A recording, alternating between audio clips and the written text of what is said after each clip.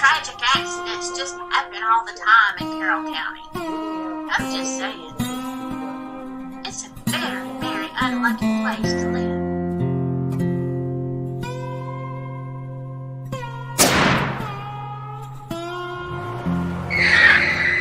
They dropped the charges because it was accidental. You don't accidentally run over somebody and back up and try to do it again.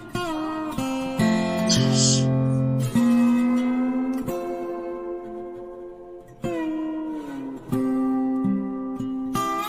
Let's start from the beginning as investigative reporters, right? So you would ask the questions who, what, where, when, and why. Should be easy, right? Of course it is.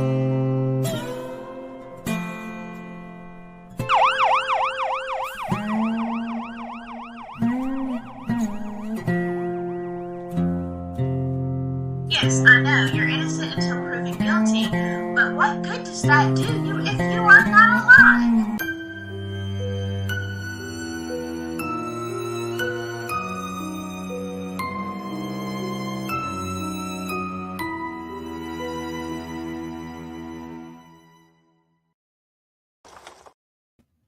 Well, hello, my silky friends.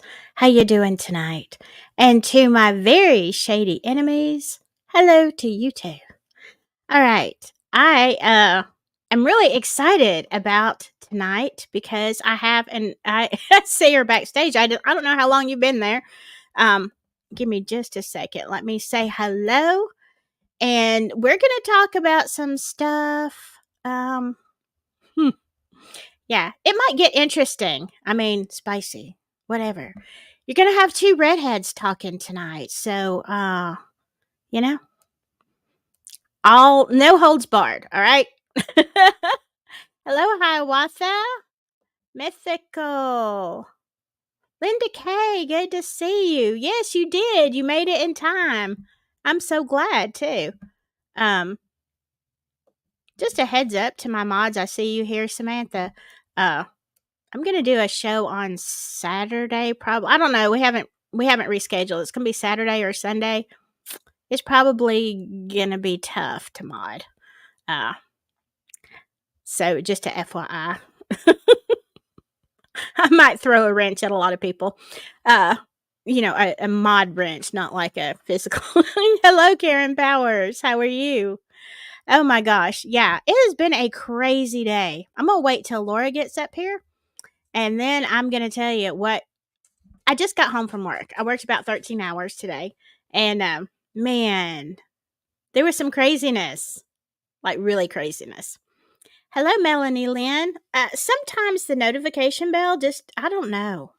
By the way, y'all, check to see if you are subscribed, because a couple of weeks ago, I had a crazy thing happen where people were being unsubscribed again, like right and left. Freckled Joy, hello. It was so good to be on panel with you the other day. I had a great time. Look, you would be great. Me, you, and Laura on panel. We need to schedule that another time. It's crazy. There's no telling where that one would go. All right, without further ado, before I tell you about what happened today, because I want Laura to hear this too, I want to introduce you to Professor, she is retired now, but Professor Laura Thompson, who is going to educate us. And I'm sure it's going to be interesting because she is a doll. Hello, Daniel Berry. Let me get that last one in there. All right, everybody, give a round of applause or welcome, high fives, whatever, to Laura Thompson. How are you doing, Laura? I'm doing Jesus. Really? Already? Like, this is going to be a thing the whole time, I can already tell. So I made an attempt to make it look like I wasn't in a basement. It was a bad attempt, apparently. The reason I was running behind to get you stuff was I was trying to dig up career wear that I used to have. Career wear? Wait, oh, okay, yeah. I didn't wear stuff.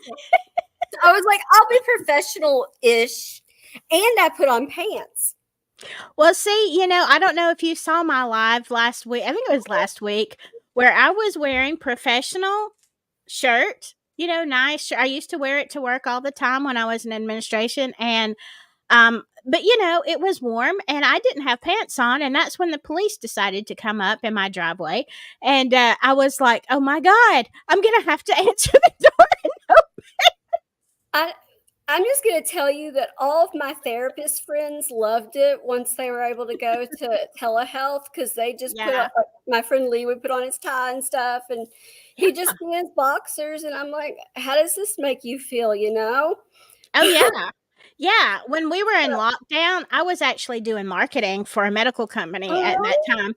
Yeah, and, I was used to going out and, talking and seeing people, like, m many people a day, and, we couldn't, and so we did everything by Zoom call, even our meetings, and yeah, I don't think anybody had pants on. We all just had a dress shirt and probably pajama bottoms. Okay. Me, Since I probably Hiawatha, since Hiawatha brought it up, I have kind of pants on. I have on shorts. I ended up having to run errands today and got none of my stuff done because everybody wanted me to do their stuff instead. It's my parents' 50th wedding anniversary today. Aw. Aw, So, how sweet. Well, yeah, and then congrats I to had to pick them. up stuff for the house. So, Yeah. so I think Silky kind of knows this, but I'm technically living in the basement of our house right now because we had a house that burnt down. We lived in a camper. Things took forever to get like anything done because of COVID and the prices afterwards. And Oh, yeah. also, they're building this huge battery plant down in Glendale, Kentucky, which we're like 10, 15 minutes from. So they were really diverting all the concrete to it. Nobody got anything. Oh, So wow. it took forever, and I was sick of living in the camper, especially during the summer. If you're not like just going to the lake and partying, if you're in there, it's like you're in a hot tin can, and I was done. Oh my gosh. So we're doing the basement living for now. So it's what it is. One day it'll, hey, at least I have a tornado shelter because we have a lot of those issues too. Yeah. Well, I don't, which is a problem. But see, I bought my house to renovate in 2020. And yeah, the same situation, the prices and the lack of materials and stuff. Yeah, it's like, it's a hot mess around here. Yeah, I mean, it's still bad for some things, and the prices just are insane. I mean, Yes. we had the house was not an amazing one, but we covered for as much as we could, mostly because we were having to do repairs on it too. So we knew we were going to put into it, and we wanted that to be covered with the insurance. So it was covered for $350,000. There's no way we're going to finish the house for that. Now, yeah. I mean, Oh, I now know. you can't. So Right. there's no drywall. We have, it's built, it's insulated at least, and it's some roughed in stuff plumbing wise, but it's going to Yeah. be forever before anything else gets done. So it changed a lot. Yeah. I feel you. I do. I do. Um, guess what we did today at work? We had to arrest some YouTubers. Wow. They were on a live stream. I am not saying who it was and all this Oh, kind of stuff, geez. but and then everything on our company website, it was getting trolled, and any pictures or anything that we had up, and I hope you enjoy this lawsuit. And I'm thinking, dude, you filmed in a restricted area. You went with a camera where you are not allowed to Yeah, I go. mean, there's a Good lot luck of with stuff that. you can't do. What? I know there's a lot of stuff you can't film. Right, and these are public buildings. The office is private. You can't go walking in somebody's office. So, yeah, I was like, "Oh my god." Yeah. And so it made me look hello, Chris.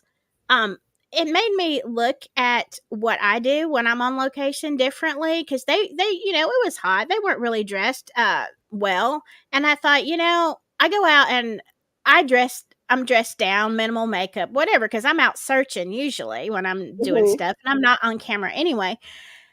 And I'm like, I need to rethink that because now I know what it looks like from the other side. I'm like, yeah.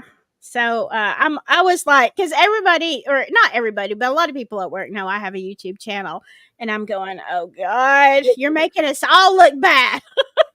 Just wait until you see yourself on body cam and see how that looks to you. Oh God, yeah, no, no, no, Oh, God. I'm sorry. Yeah, no, yeah, yeah. Oh, it's God, a thing. please One no. day I'll share those videos with you, which I just decided to save this for conversation with this stuff instead of messaging you. Officially, I will be comfortable sharing all details when my probation ends on October 30th. I think I want to get my probation to go away first because there's a couple of conditions that I don't want to get manipulated by my sister. So Yeah, I'm just gonna I leave that. understand. And y'all, look, I'm just gonna tell you, Laura is a great gal. She had some issues. Actually, it kind of almost borders abuse, doesn't it?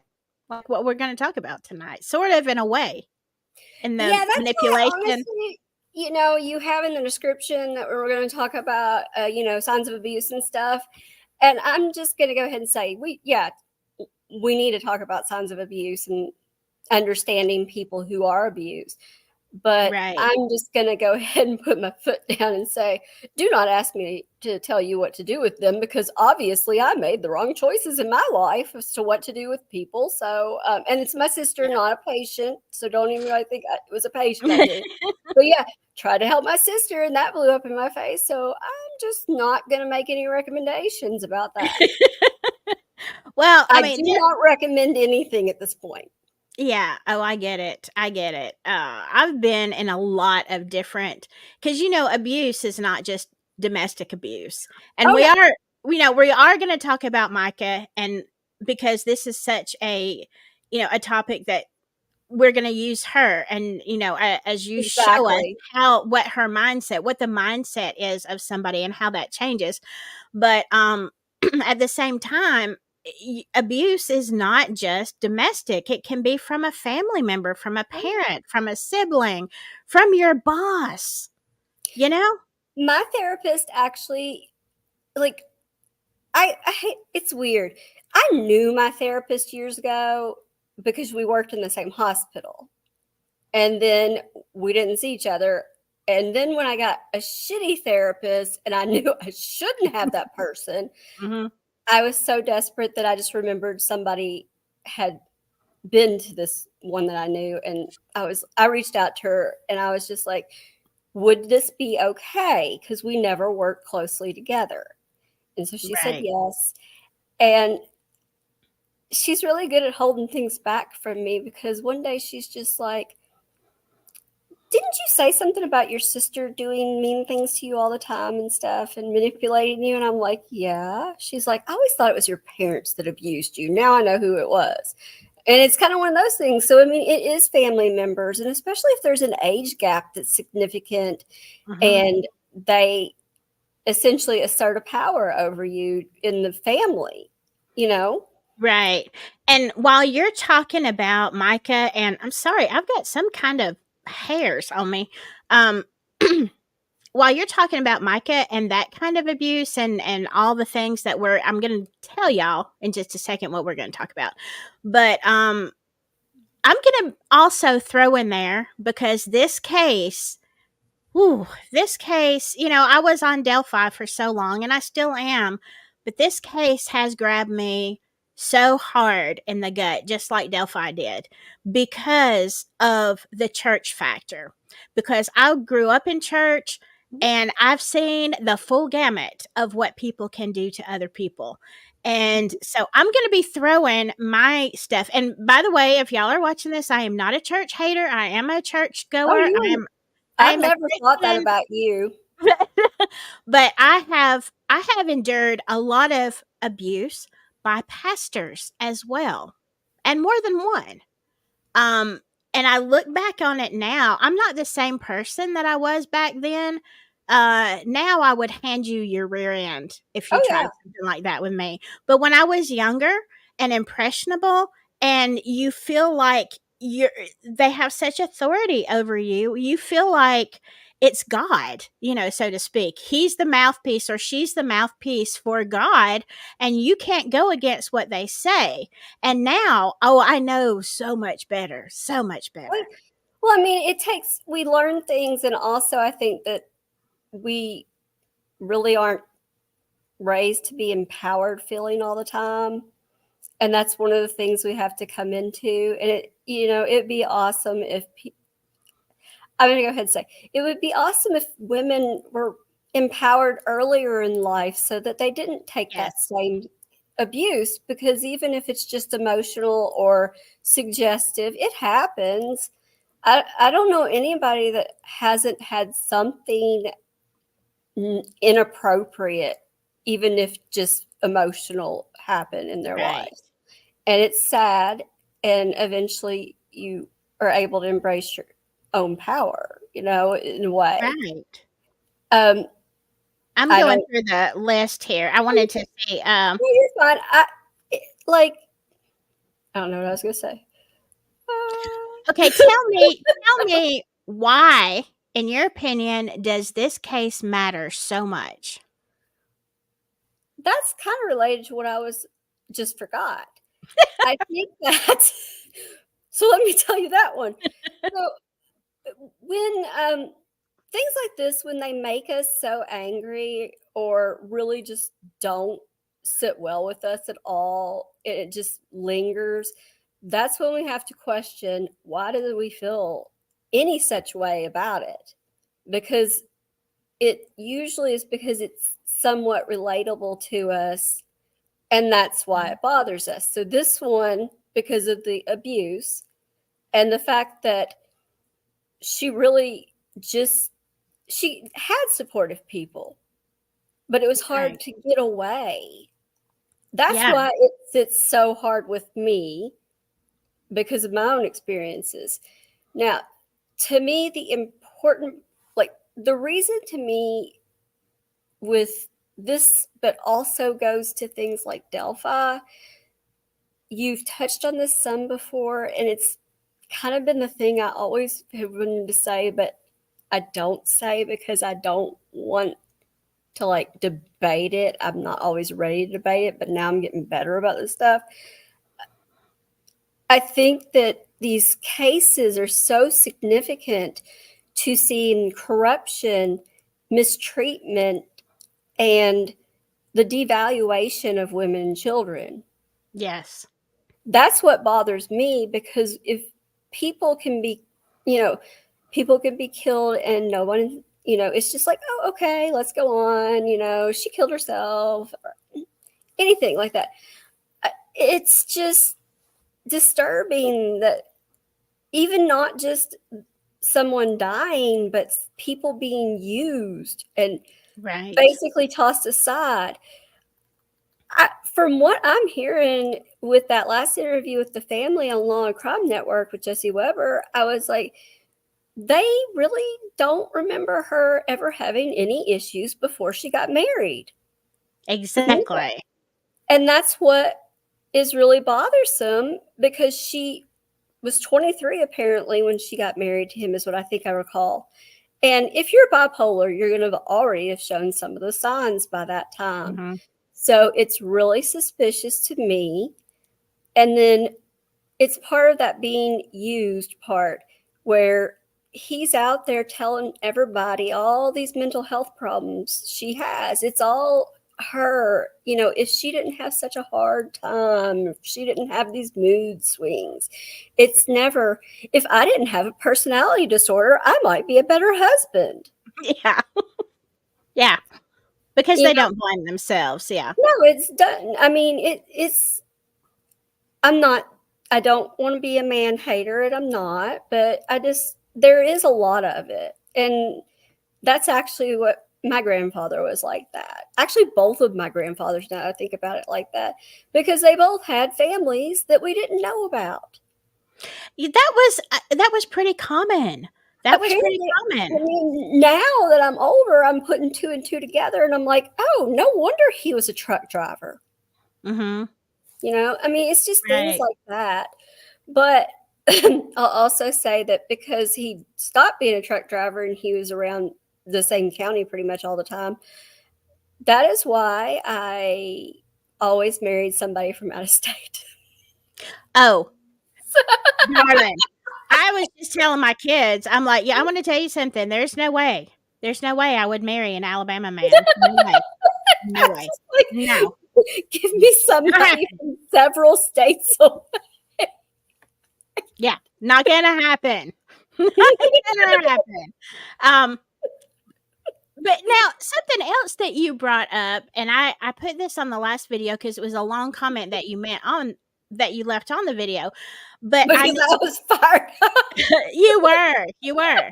But so am I. I get fired up about this case, and I tell you what, Laura, it's the thing that you said was what struck me so hard, so quick, and this is also being medical from my end, when he said that she was on lithium, because lithium is not the standard of treatment.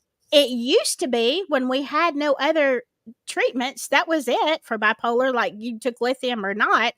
But now, so tell me about your experiences with. Okay, so I, like I said in my comment, I never, 2001 is when I started working psych hospitals and stuff, and I never had any patients on that. And you have to think about the fact that it's the emergency stuff, people in crisis coming in, and you get all their, you find out all their meds, you find out what they've been on, you get their histories. So no one, and we were seeing dozens of patients a day to, see what we needed to do. So here I go in that. And then I think it was maybe like 15 or so years later, 2015 or something, I had a student, and I'd had him a couple of times in class. And when he came up to me to tell me something about his paper, I looked, you make eye contact, and I'm just like, why are your eyes yellow? And, if I had jaundice issues, you'd probably see it on my skin. But when somebody's very tan, you can't see it as easy. So right. It was him coming up to me and being that close. And I'm like, he told me that he had just had his lithium increased. And from what I've heard about lithium, whenever the most effective amount for you, dose for you is just a few milligrams from being toxic and killing you. Yeah.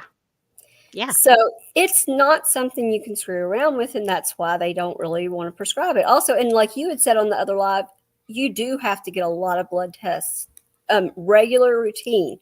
So I'm assuming, because I wasn't going to butt into all of his business, the cats are climbing. That's okay. It happens. I love it. It's felony. Because that's the cat, felony. That my mom thinks is Melanie.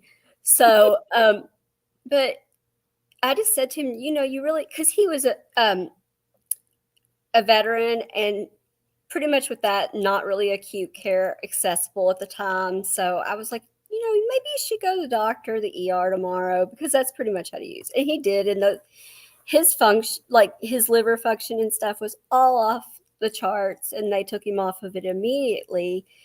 I don't know what they did with it after that, because I kind of like the not knowing too much about people at times.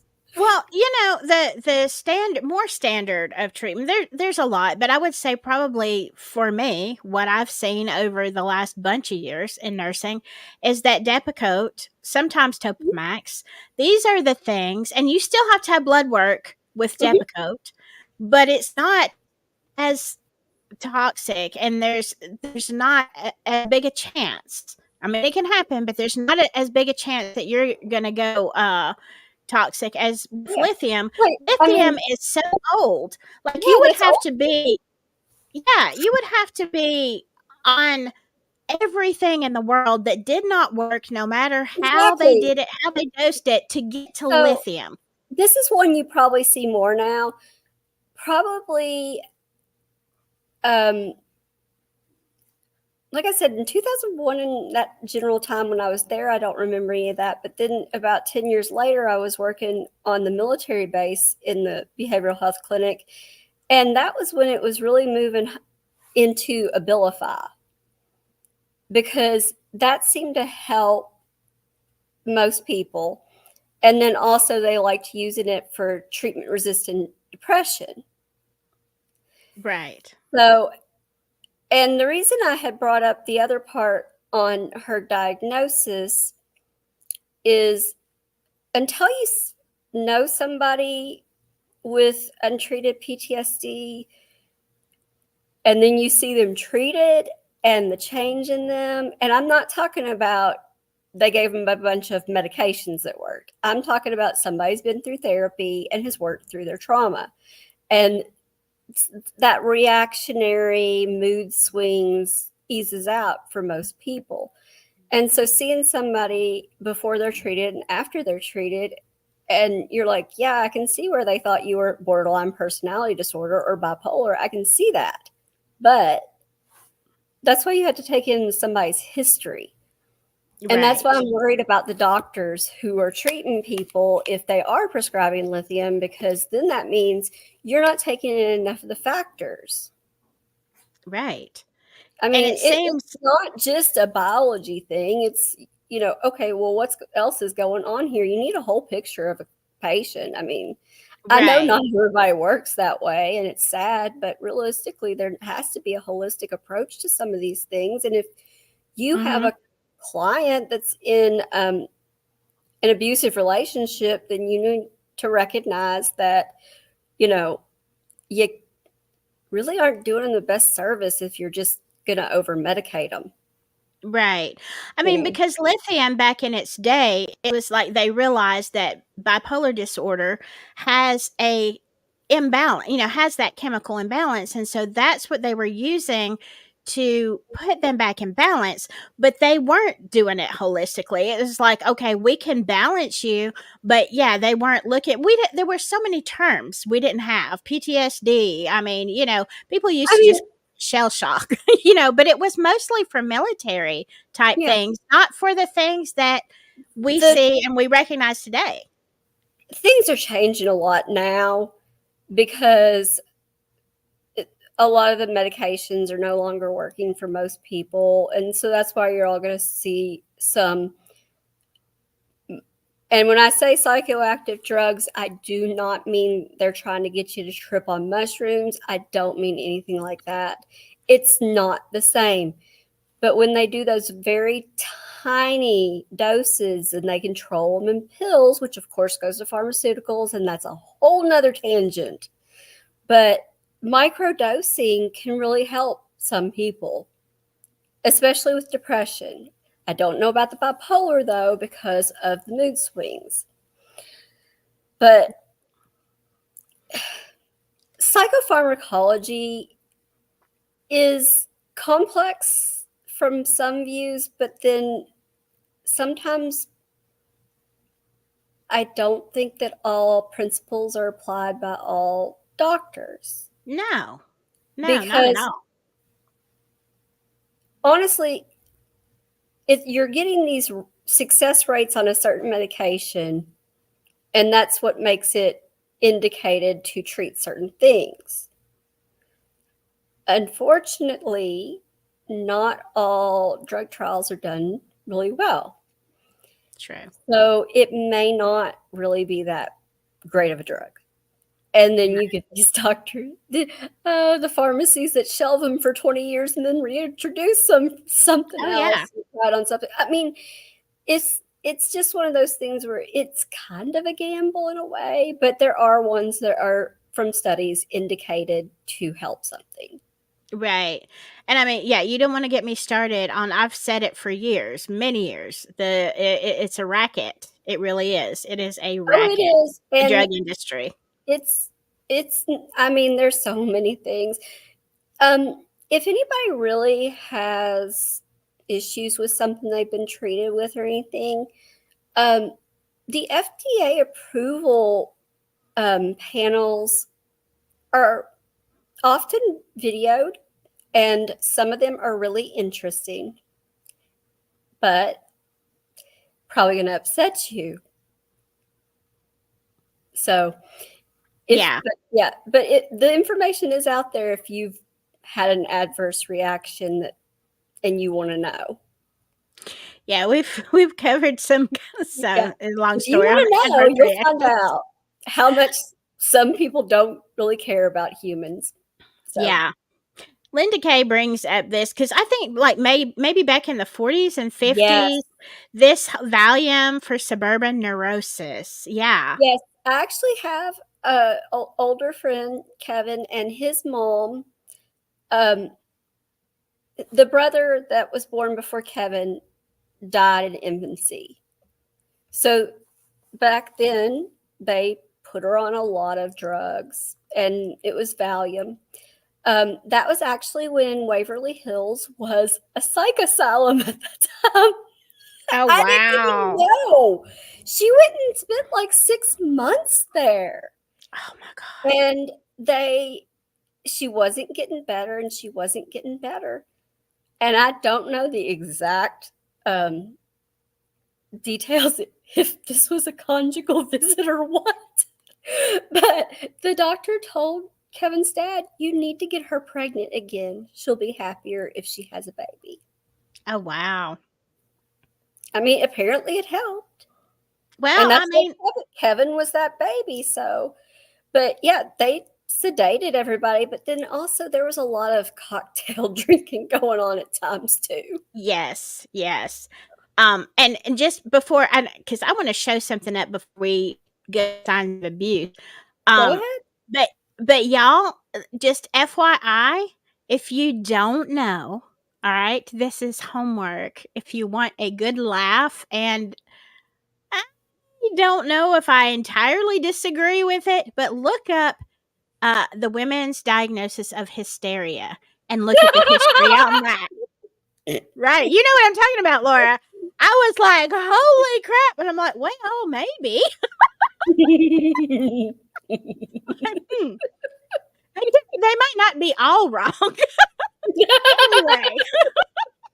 Yeah, y'all look at that. Now I wanted to bring these stats up because it says 1 in 4 women and 1 in 4 women doesn't surprise me as much as 1 in 7 men will experience physical violence from their intimate partner. 1 in 7 men. That seems like a lot, but and I got these stats off like several different when I compiled this, several different, trusted websites, I guess. About 1 in 3 women and nearly 1 in 6 men experience some sort of, that kind of violence during their lifetimes. 5% of men are unalived by their intimate partners. So, like, if you know 100 men, and I could, just name off 100 men that I know easily, you figure 5 of those could die from violence if they're, you know, yeah. So I thought those statistics. Let me see. Yeah.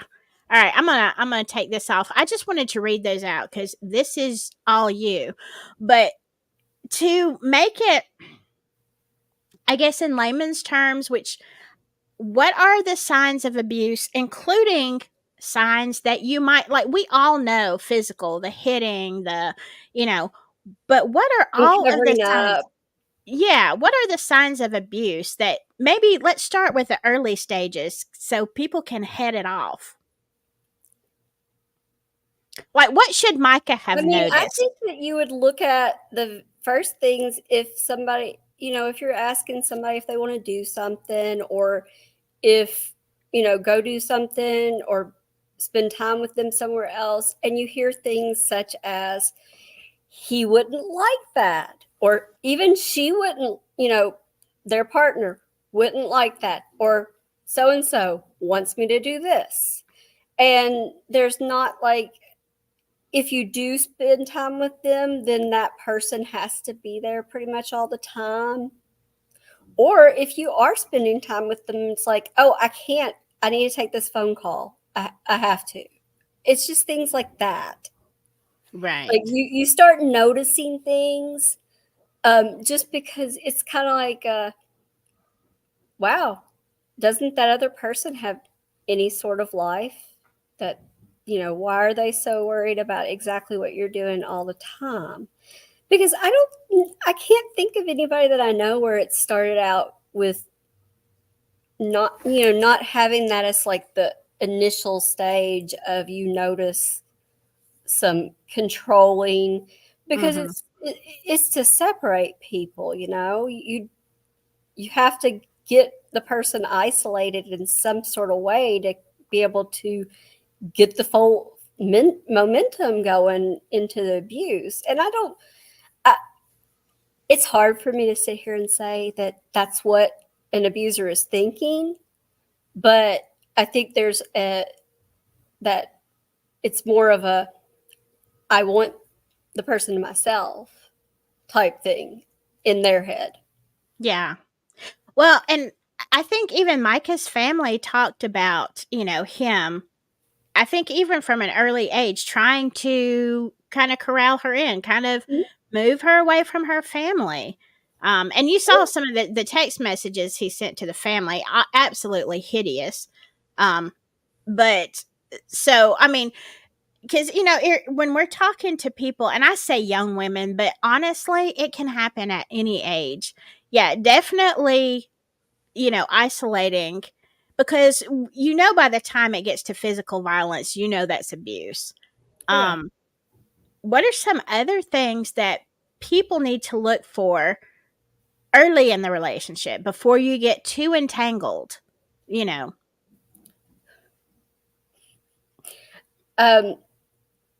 When your partner gets upset over things that they probably shouldn't be upset over, I think that's a red flag. Such as? Or can you think of anything? Like, I guess I'm trying to find where's that line of, because everybody in a relationship has things, the other person does things that annoy us or that upset us, but where is that line? I think you're going to have to talk about this, because I'm just going to be honest. I think that this is one of the things that me trying to think about is going to trigger you. It's going to get me, because then I'm questioning, what didn't I see? Okay. And I just want to be honest with y'all. This is something that I don't even think I told my therapist. I introduced my sister to this asshole. So there's some issues there. Yeah. So I just, that's not something I'm ready for. So if you, I think that Yoli had some good comments over there. Okay, let me flip this. She does. Yoli always has good comments. Let me flip this, okay? Because I said I'm going to interject for the church abuse, okay? Yes, please. Because this is really important. We look at our pastors. Unfortunately, we've been taught to look at our pastors and our deacons, our elders, whatever kind of hierarchy you have, as the people who are, I don't know, closer to God. They know more. Okay. Well, you have kind of an expectation. Yeah. Well, let me tell you, first of all, they aren't and they don't. Okay. So get that out of your head. I already had that out of my head. Get that out of your head. Here's the thing I've noticed. Okay. I was in a church, and this has been so many years ago, and I was very young. I was divorced, so I felt very vulnerable, and I felt like my pastors really, really knew what was best for me, and I listened to them. I counseled with them, and at one point, I had to go through like lots of stuff before I could do any job in the church. Like, I was a door greeter, okay? I went through a night, and I understand on some reasons, like, they wanted to make sure that we all understood, like, believed the same biblical stuff. But it was a 9-month course. It was weekly. We had a workbook. It was a 9-month course that we had to complete before we could do any job. And when I got done with that course, I was assigned to be a door greeter. Now, we had lots of door greeters. All right. We May had a I whole ask bunch of them. what I was raised Jewish, okay? I don't, and even that, it was in a military congregation, so we didn't even tithe. So Right. I'm totally on another page here. What did they teach you in that much time? It was called, and I have to be careful because some people outside of here, No, I don't you know can that they watch briefly my say- channel, but I'm still in contact with some of these people. I'm just curious about a general, like, It was basically going through the Bible from Genesis to Revelation and making sure that, I mean, it was good biblical foundation, but I was in my 20s. no, I I had understand. That Yeah. makes more sense now. They wanted to make sure that you were committed, basically. Right, and that we all, kind of believed the same. It wasn't like really doctrinal stuff, it was general stuff on the Bible, all through the Bible. And it was a good course for somebody who didn't know the Bible, but I had been raised in church, all right, from the time I was 8 years old. So like I learned a couple of things, but I really didn't learn that much. I already knew. But it was part of the program, okay? So if you could not meet their requirements of committing to a 9-month course, you couldn't stand at the door and hand somebody a pamphlet, a welcome brochure, whatever, the announcements, and say, "Hey, good to see you." Okay. So, all right. But that was that. Well, what happened is I kind of had a family thing, and we went out of town. Now, I was not scheduled. Okay, I was not scheduled to be a door greeter. It's not like I had to call in, you know. Um, I had about a week that I had nothing on my schedule to do. And then, so I left, me and my mom and my roommate, we all left. We went out of state. We came back. And when I came back to the church on that Wednesday night, I got a very disapproving look from the pastor's wife. And she's like, she was sweetly, because this is the South, she was sweetly reprimanding me. "Well, where were you? We didn't see you last Wednesday or last Sunday." And I said, still not thinking. I'm like, oh, yeah, we went out of town. It was kind of unplanned, but we blah, blah, blah. And she's like, you should really call us and let us know if you're going to be gone. This was not a small church. I'm like, you want everybody to call and tell them, "Hey, I ain't gonna be there Wednesday." And that was the first time it shocked me. And I was like, God, I was very sincere. And I'm like, God, I don't want to be rebellious. Like, am I just that rebellious? But I don't think this is right. Because I don't think it's any dang body's business. I didn't miss. Yeah. I didn't miss a thing that I was supposed to do. I simply lived my life and went out of town, and It made you here I am. uncomfortable. Yes, and it was a very disapproving look, and I had in my gut, like, something is not right here.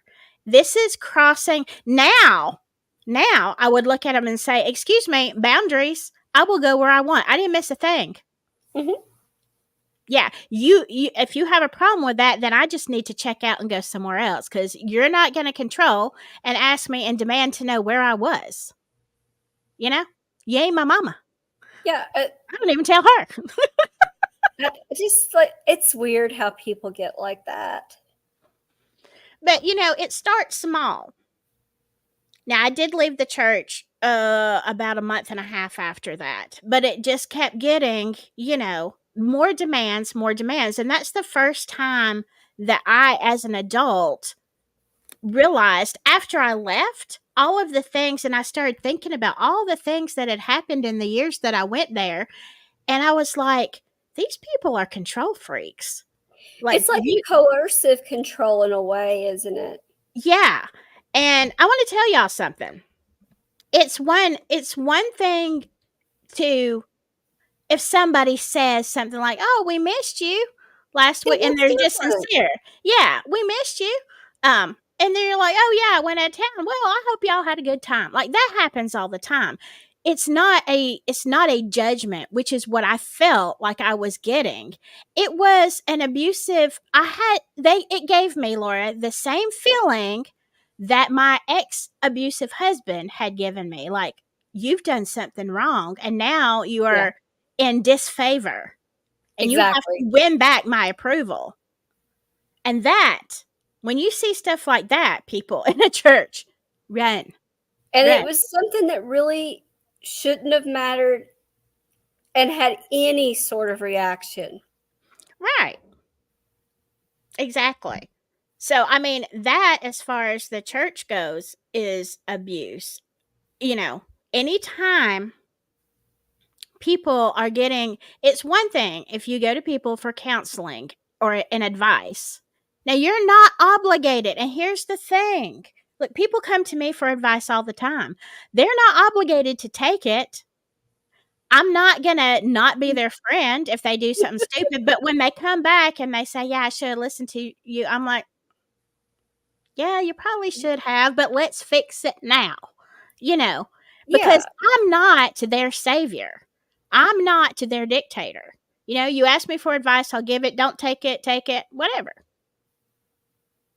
And so, I mean, these kind of things are, and some churches get really upset if you visit another church. Maybe you go with a family member. That was just so weird. I mean, I obviously basically live in the South too. And I mean, I've heard that from other people, like, oh, let me talk to my pastor before we go visit that church. And I'm like, Yeah.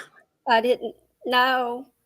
And just, I did visit churches after I was an adult, and that didn't go well. Also, I mean, I'm sure now that I've been more places, I'm sure that there's plenty of very large churches that hopefully are very good to their congregations. But I don't like going to visit a church because this is really what happened to me. And first of all, I am totally thrown off by the stadium seating that's bigger than our movie theater down here. And then the sermon was literally about giving more. And the pastor actually mentioned his brand new vehicle. And I'm just like, how does this work? Like, where does that relate to a sin? And I'll just go ahead and say, he ran it into the ground and it went bankrupt too. Well, the church that I was a part of, it's still there today. But I tell you what made me leave. And it was over that same thing, over money. Okay. I wasn't a nurse. I was barely scraping by. But even more so than that, there were people in the church that were, like, for instance, there was a single mom that had 3 kids. She didn't have a good job, and their living conditions were not great. And there were several. Now, we had some people that had a lot of money, but we also had a lot of people that were very poor or struggling, And the last time, I think one of the last times I went, it's because they were asking that it was this long drawn out thing about how much the pastors do and how much the pastors, entertain guests and evangelists or whatever that came through. And they did. But they said they felt like, this was the elders talking, we need a commitment from y'all, like so much money per month, because we feel like they need to have a membership to the country club, because this would give them, a chance to really entertain, and it would, they could eat there with the guests and all this stuff. And I'm looking around and I felt so sick at my stomach, Laura. I wanted to throw up as I looked around at the people in the congregation who didn't know how they were going to feed their kids. You're asking us to commit every family a little bit for on top of your tithes and offerings, you're asking us to commit for your membership to the country club.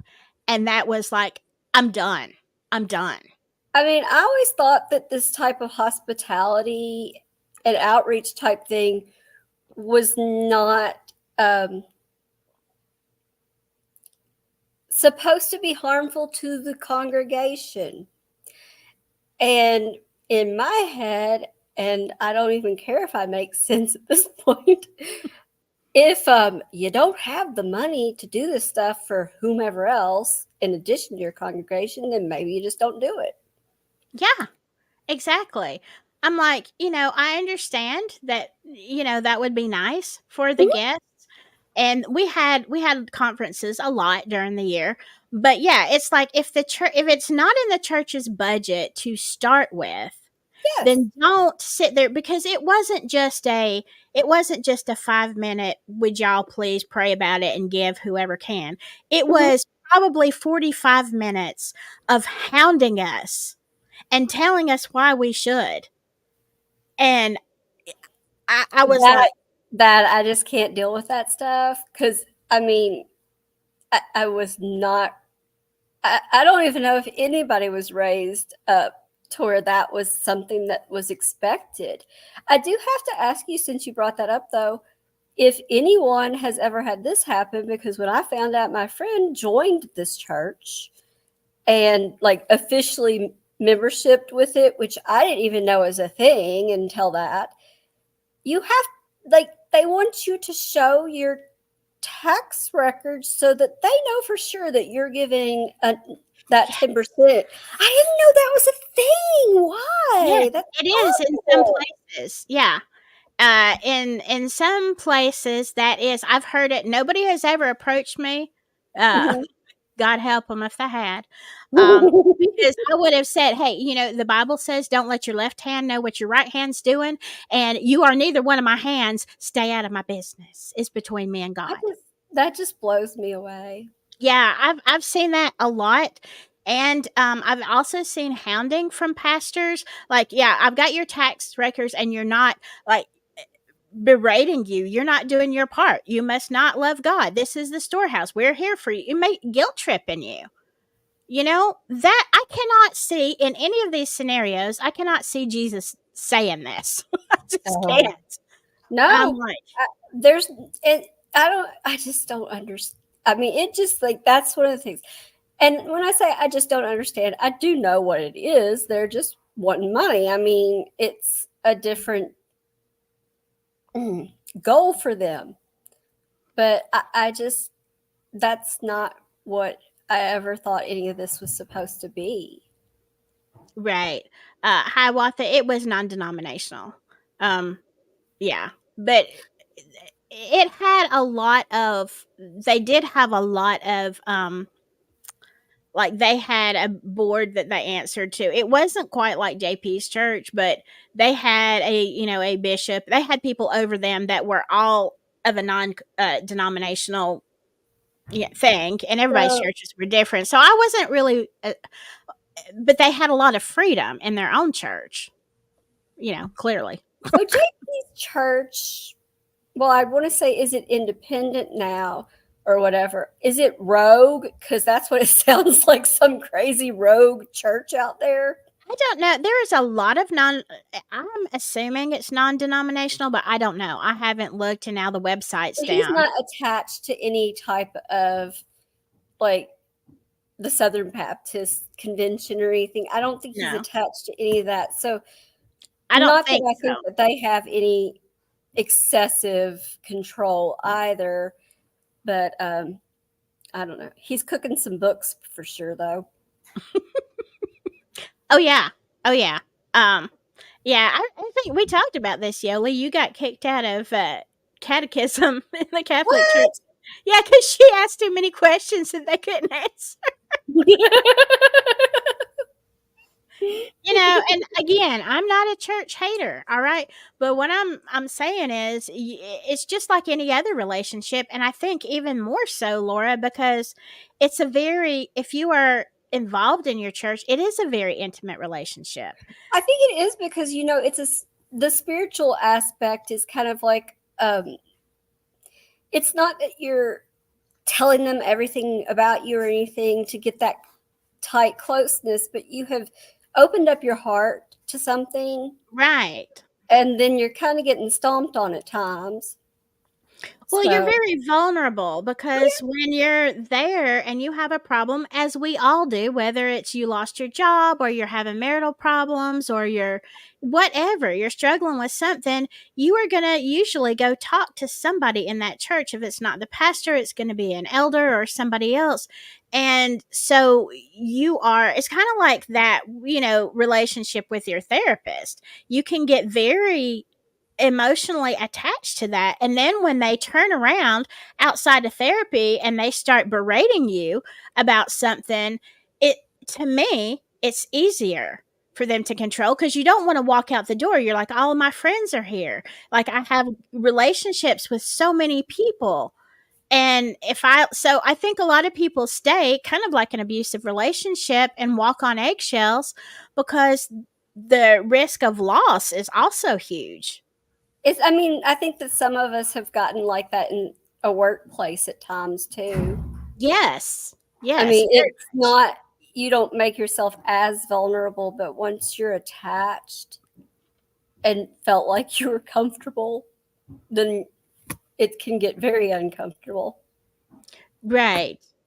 And yeah, job related, absolutely. We take a lot of things from our bosses, and there are some great bosses out there. I've got a great one. But at the same time, when they start trying to control and berate and all this stuff and you're doing your best, it's kind of like, yeah, you don't want to leave your work buddies and you also need that paycheck. Like, what are you going to do? It's Yes, that kind of, too. it becomes a very controlling atmosphere. So let me ask you, because I'm going to look at some of the things that you wanted to outline. Well, Um, I was going to say something. From the reports from one of the first times you were covering JP, and when I was like making fun of him, but I just am still so flabbergasted by the reports from the former members on how he treated them after they tried to leave or left. that's common. I just common. do not understand that because in any other context, it's not even any other context, it just is. That's pure on harassment. Mm-hmm. And obviously he thinks he's like invincible. And I would really like, if you don't mind, that thing you posted earlier today, just in a screenshot, that there's like, it sounds like there's some conspiracies with the judge maybe possibly going on. Let's see. If he's signing the mental health inquest warrants, because if it's kind of one of those things where, yes, JP and other people act away, but usually there's somebody there that's got their back just a little bit. And that's why they keep testing the waters. Yeah. Well, it sounds like too. I'm trying to find my post. Oh, yeah, no problem. I'm just that's just something that really is hard for me to like not think about how that's going on. Yeah, I'm trying to see if I can make this big where y'all can see it. No, I'm probably have to upload it. I just read the one by Jay, the Mormon church thing. I, following some of the more recent cases, and also there's another YouTuber that is a former Mormon that I watch. I never knew about all that stuff. It's so overwhelmingly insane to me.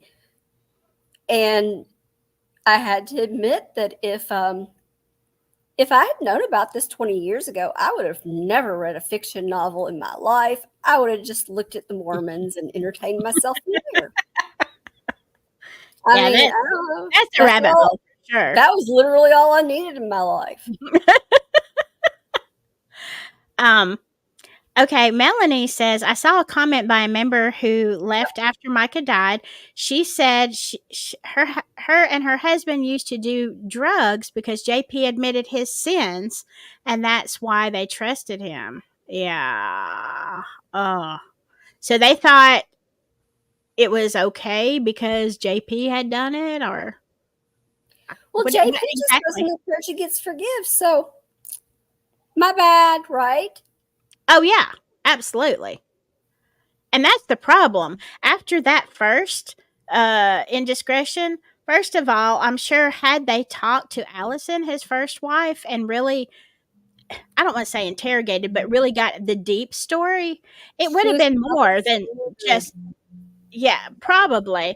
But, I think they would have found out a lot more than just he was seeing Micah. There was probably a lot of other women over the years, and I'm sure he was abusive to her.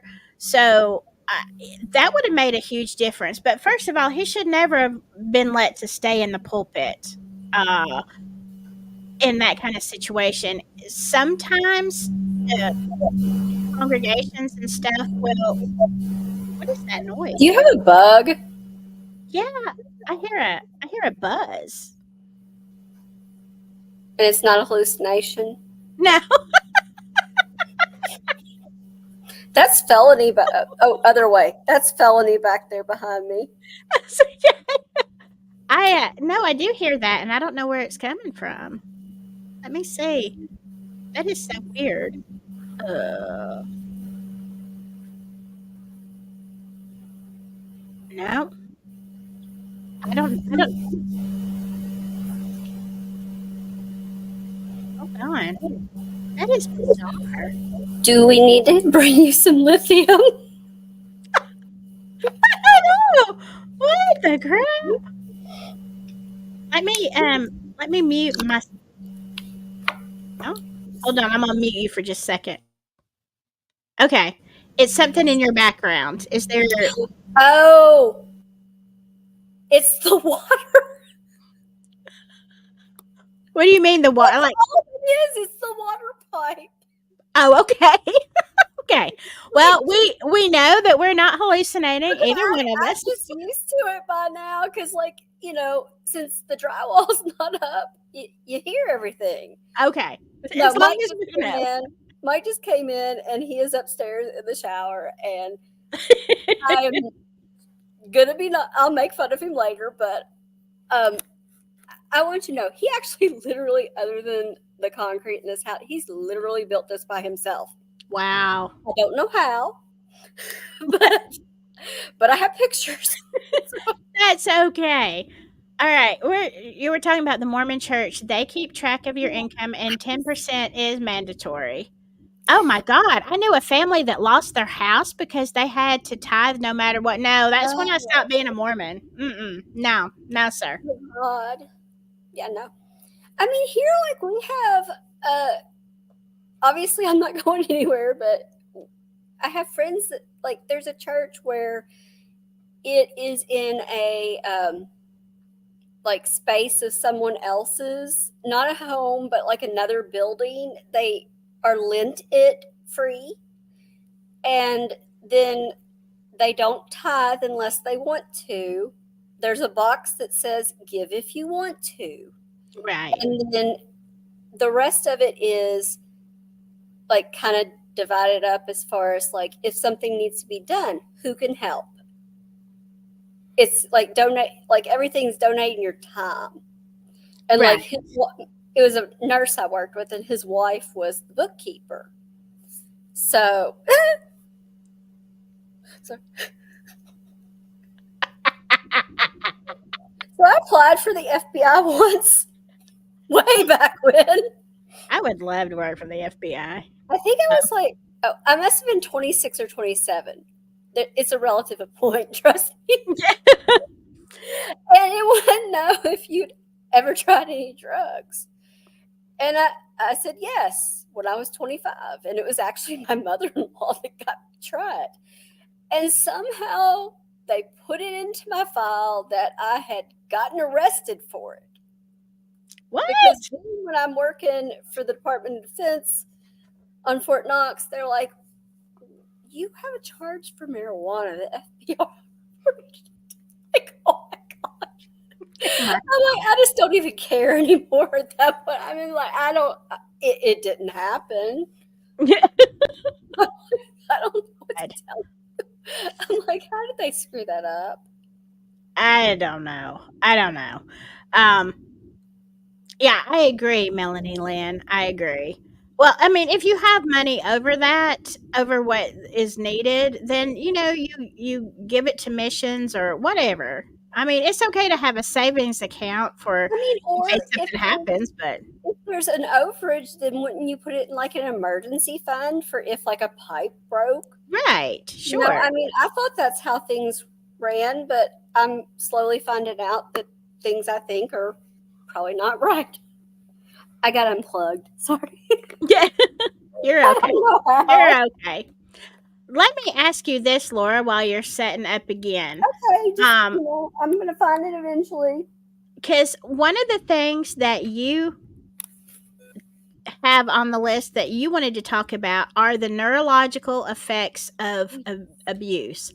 So, what happens? What happens to our brains when we. Okay, well, so I wasn't going to go so much into the damage per se, like the actual damage of physical abuse. That's not what I meant. What I wanted to talk about was, so when someone is in these situations of controlling abuse, and with the psychological emotional abuse, there's things said to you multiple times probably. There's ways you're treated. There are things you're told you're not good at, or I mean, there's all sorts of things that are said to you more than once. And, if you ever have been in an abusive relationship, it's kind of like something happens and it's not even necessarily related, and these thoughts pop into your head. And, it could be something like, I'm not good at that, or I was told I would never be able to do anything with my life. Just things like that, those back pop in your head negative statements and stuff, and horrible things. And I mean, you all can figure out some other terms, but when you're told those things a lot, your brain actually, and I'm going to do this a non-technical way because I forget terms. You develop neural pathways in your brain, and when things happen, the thought process automatically starts tripping to those negative thoughts. Okay. Because those are the pathways of your thoughts the most frequent.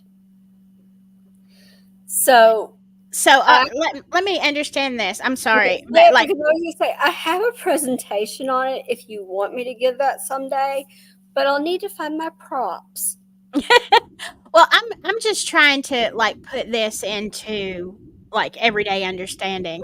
So are you talking about like somebody who has a very positive self-image? I'm not talking about narcissistic, but they realize that they're attractive or that they're smart or whatever it is that makes them feel good about themselves. Then they get an abusive relationship and they're constantly told, you are so stupid, you are so dumb, like, you are really not that attractive, or this one looks better. And then, so I'm thinking what you're saying is where they may the first few times or however many times throw that off and say, that's not true. That is not true. I know I'm smart. But after a while, when you get called stupid over and over and over, you begin to think, is that what you're saying? Like, maybe Your I'm not mind, that right. your processes go to it. Like, it's just more apt.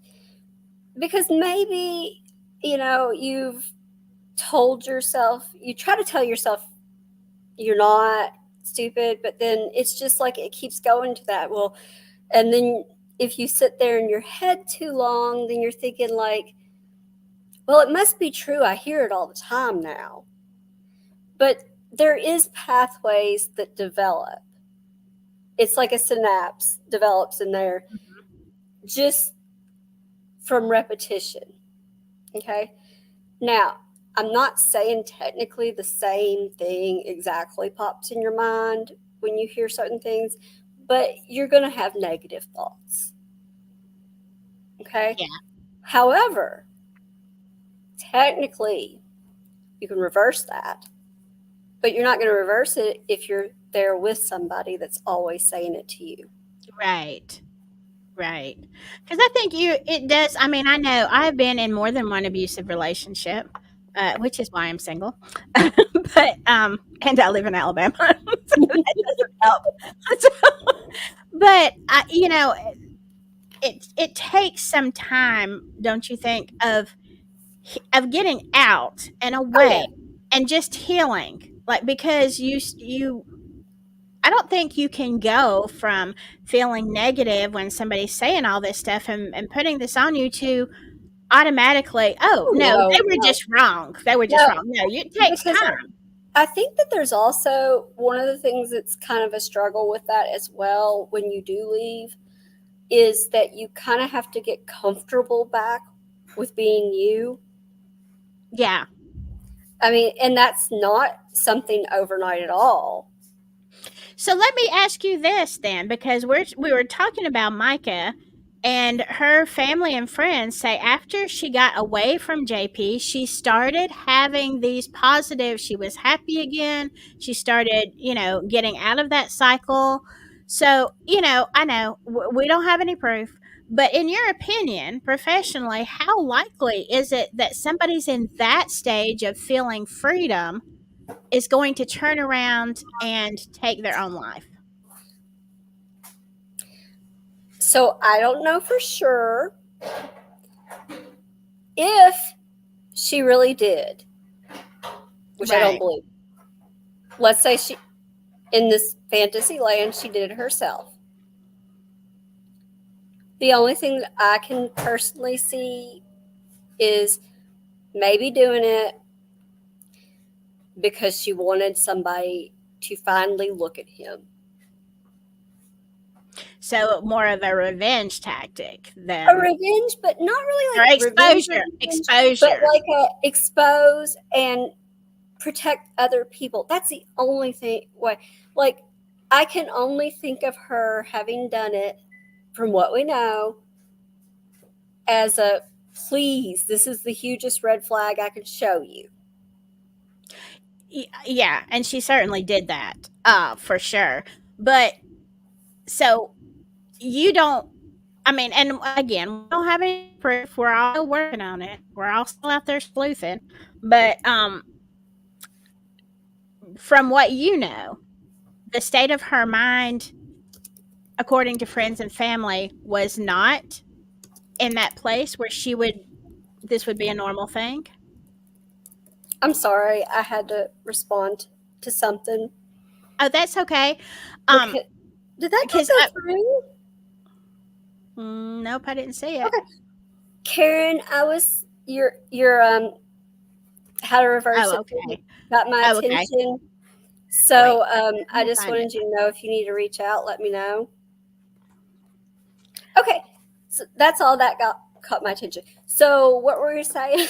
That's all right. By the way, y'all, we're both ADD here, so this is like Yeah. We can always come back. That's the thing with ADD. You come eventually back. I'll remember what we're talking about. Yeah. But okay, so here's the thing, because you said you don't believe that she did it, nor do I. I don't. But just psychologically speaking, from your experience, people who are in that state of feeling free and feeling like they're coming back to themselves, would you say they are not prone to this? I think it's unlikely when they're feeling like they're going back to themselves. I feel like that part's unlikely. I don't want to say, though, that seeing someone in a good mood that then kills themselves, or I'm sorry, unlives. I'm not down with the language. We say the real words here. It's okay. You say whatever you need to, Laura. Well, I'm just assuming that one day unalive will be a word we're not allowed to say on YouTube either. So. people do sometimes have, seem happy and stuff because they think they've got the plan good and they know what they're going to do. So I can't. Right. But she sounded like she had legitimate plans in all these posts. Why would she be making all those posts about the way she's going to change her life and such? And why would she be saying things like, about the community that was there for her? And she's like, I'm sorry that I, didn't listen to you sooner and things like that. I'm happy that you've been there. It was nothing like, the statements weren't like the type you would expect. It just didn't. None of that was. Right. I mean, to me, even there was so much to me that said no Now, to I that. will say the only thing I disagree with, which my husband says I'm wrong. I personally, because of my vanity with my hair roots, I would get my hair dyed before I offed myself, because I'm not going to trust any funeral director to do my hair. Oh, exactly. Exactly. And we can't have those ash blonde roots. Well, it's like when I was living in North Carolina and I came to Alabama. I had grown up for a while in Alabama, but this is like years and years ago because I've been here for a long time now. I was here on a visit, on a vacation. It does have to do with what you just said. I'm on a bunny trail, but I came here to visit a friend, actually a friend of my mom's, and she was going through she had divorced her very abusive ex husband, and she was living in a house by herself. And we came and we stayed with her. And one day, it was the middle of the afternoon, I get in the shower and I come out, and everybody in the house is all up in arms because apparently the ex husband came to the door with a gun and told us to get out, to leave her and go get out of town. And all I could think, Laura, they were freaking out. And all I was thinking, I mean, he left. It was just a warning. I thought, oh my God, I could have been shot in the shower and there I would be. Pictures of my naked wet body.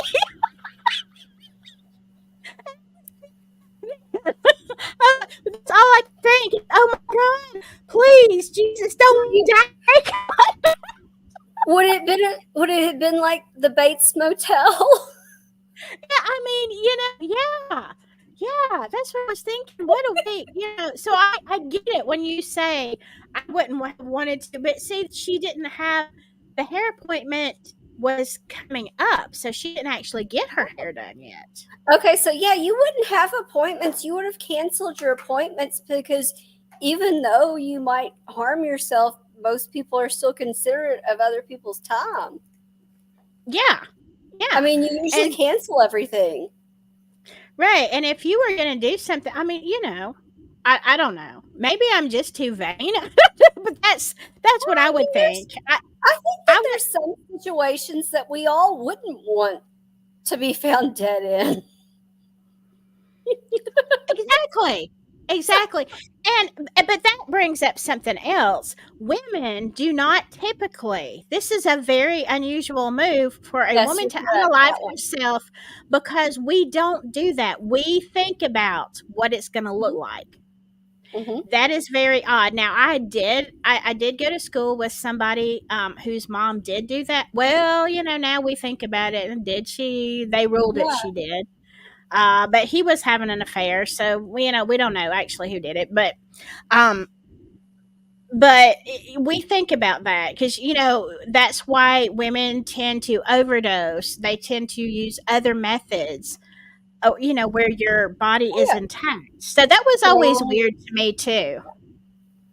Her father in that interview said that the bruising on her body was a little awkward and might have actually indicated that somebody was twisting her wrist to force her to point the gun at her head. Yeah. and that there was possibly another handprint type bruise on her other arm to hold her back or doing in some position. I could see that happening, but I don't know that JP looks like he could do much. Oh, I think he could. Let me Oh. ask you this, though, because this isn't on your outline, but The outline is obviously not our sex. We've covered like two. yeah, well, we're usually following the outline. Yeah, that's kind of like everything I do. Same. But tell us, like, from your perspective, because I think now I'm not a psychologist. I'm not a psychologist either. I just have all the classes for it. But here's the thing. I myself have diagnosed JP as a narcissist, like classic narcissist. Like, did you think that would surprise me? Yeah. Well, so tell us, because I know you know, okay, from his take us from his perspective, how would a narcissist, especially a Christian one or one that's in church, like how would they be able to, in their mind, validate their actions to actually take someone else's life? I mean, well, I think that we all first would have to understand that there's such a selfishness that comes with it. That being so insanely selfish and into yourself, basically, and only self-preservation. And that's what he was acting out of, because she filed for divorce. If she had the money trail that we think she might have had to expose him, he's totally all self-preservation whatsoever. Are narcissists ever truly religious, or do they ever truly have, or is it all an act? I am not 100% sure. I like to think that some of the people who are narcissistic and evil are really only using it as a tool. Yeah. I mean, it's a way to get what they want. The thing about him specifically, and while I don't know if anybody knows extensive about his background, but just from what I've heard here and there, I think that it's interesting having grown up with the father that he had, that had whatever awkward situations going on with bringing kids back, and to go from that, and then he did something else. I don't remember what JP did first in life when he was like trying to have some other job. I don't know what it actually was, but he did that, and then he decided he had been, heard the calling or something. I don't know how he said it. It was something, and he needed to become a pastor. So that's a little odd for me to see. Like, we need more information there, because I don't know. It's like when you're raised by that man, and then it doesn't seem like there was a deep trust, shattered between them. I think it's kind of a like, oh, let me fall into a path, subconsciously maybe Dad was able to do what he wanted. Right. Well, let me interject here from the church perspective too. Yes, because I'm so not church perspective. That's good. We're a good balance. Because and I learned this again as an adult, but as a young adult, and especially when the father relationship, like your physical father, biological father, is such an important component of who you are, whether you're male or female. And when you have a really bad relationship with your bio dad, it is very, very hard to relate to God, because it's like someone told me, it's just natural, it's ingrained. You think of God kind of like you think of your dad. Well, that was a big problem for me, because my earthly, or my bio dad, was terribly abusive, like Sorry. in every which way. He was But abusive. And and so, even though I was raised to believe God is good, but they call him father, and like your brain, kind of like that same neural pathway you're talking about, it's like I came to a point that I'm like, do I really trust God? Because I sure as heck don't trust this dad that I was raised with. so, with And that example, do you see where the imagery of our culture has kind of systematically led that to you? Not just yes, the images of God that are produced, but also just the language, like you said, Father. So, with those things moving forward, you were kind of haphazardly sculpted to feel. right. And I had to unlearn everything about my relationship with my dad. And that took years, and learn who God is truly. And I think probably in this same scenario, JP grew up in a situation where the example of father to him was somebody who lied and cheated, stole money. We don't know what all went on in that house. Exactly. So how is he, without a lot of really therapy, or like truly um trying to build a new relationship with God, you would kind of just do what your dad, and you have to relate God to the same way. Like, I does he know think? that I know that when I say this, this is the most oversimplified way to say this. If you don't know, you don't know. I mean, period. If you don't know you're supposed to act or have a different thing going on, you don't know. Right. So we're patterned after who we're around in a way, even when we don't want to. So, I mean, there's things probably about yourself that you're like, I hate that aspect of myself, but yet it's there. And it's like, oh, that's who I got it from. And so, when I'm told I'm being like my dad, yeah, I don't want to be that way, but I don't know how to tell a short story. So, But I it's a mean, that's problem. true. But But I it's mean, true. it's a pattern you fall into because that's we were raised and that was the way. Right. And some things we are able to pull away from, and some things have just, I'm not going to say, oh, it was definitely just the personality. No, I mean, you have mannerisms and behaviors that aren't you were shaped away. Not that you couldn't do something else. It does take time though, because I mean, I'm sure that you getting your relationship with God to where you felt like there was not that oppressive feeling and Yes. uncomfortable feeling, I'm sure that took At, years and years and at years. I don't think anybody has ever said that to me, Laura. But Oppressive. you hit the nail on the head. Uncomfortable and oppressive is how God felt to me for many, many, many years. Like a lot of years.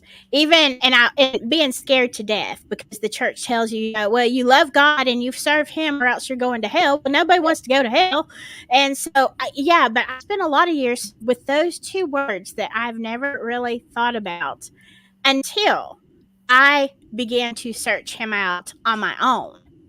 And then I got to know him, and he's nothing like my bio dad, but I can understand why people stay in church and they're not really, I would say even that moral, because it could be they had the same experience. They feel oppressed but compelled, out of fear of hell, to stay in what is, I mean, if you're in a relationship, if your relationship with God is that way and that's the way you feel, then I would say that's an abusive relationship. But that's not who he is. But that if you perceive it that way, I could It see where feels you that still have way this. Yeah, you'd have the same because thing. there was never. I'm going to assume out on a limb. There was never a time that God was actually oppressing you. Right. You know, and the thing was that it was God and religion was used as a way to oppress you. And I think that many people have experienced that throughout their lives. And then there's been some changes with people either rejecting religion or finding it to, well, I'm going to have to say, finding it to experience a different way like you, or people who just sit in that same pattern and don't change anything. Because there is a lot of people like that. And, you know, okay, I don't know what to do with that kind of life. Yeah. Well, it's hard because nobody really gives you a roadmap. I think it was just, with me, and I am rebellious. And I mean, I hate to say that about myself, but I am, and I know that. But it's kind of one of rebellious, though. I mean, but I got to the point of like, okay, God, show me who you are, or I'm done. And I'm seeking, I'm trying here, but you're on a journey and you are empowering yourself and trying to find your way. And I mean, it's just that's what happens to so many of us. We're not born with all the answers or anything. And then you get taught the wrong answers, so you have to try to use the rest of your life to fix all the stuff that's wrong with you.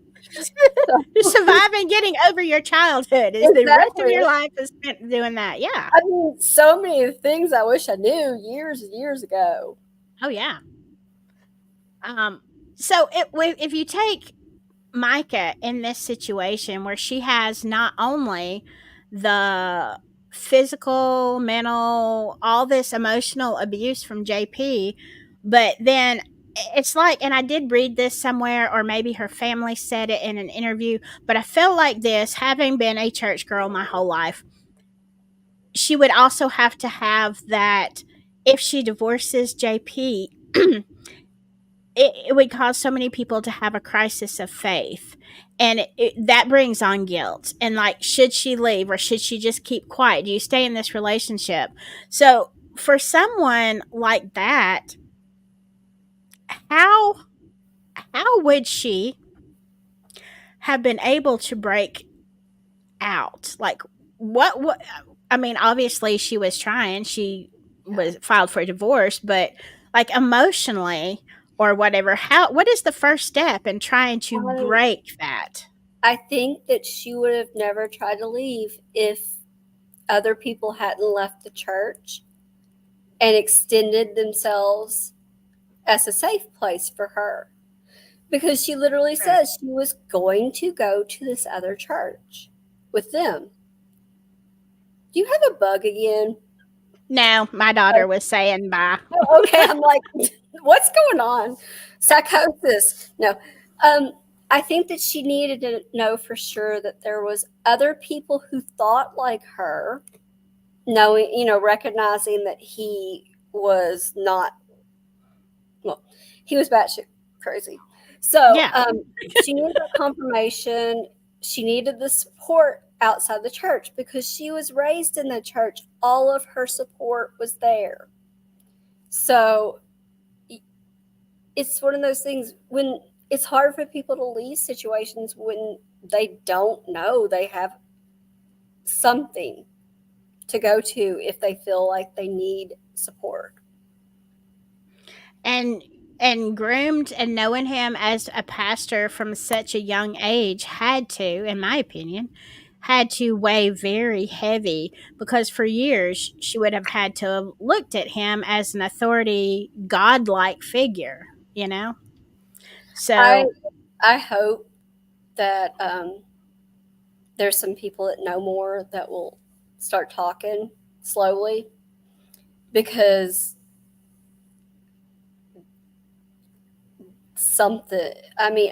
it's so unfathomable how much has gone on in this situation, Right. Like, what else can you throw in here to make it any more insane at this point? Right. Well, I think that's the thing that I am so excited about this case, because I'm looking at all the chat all the things, that I have said or put up in community posts or whatever, as it's coming out, people looked at that. We all saw the first thing. We all got involved by seeing his announcement of how she passed. And for a lot of us, it was like, holy crap, what is wrong with you?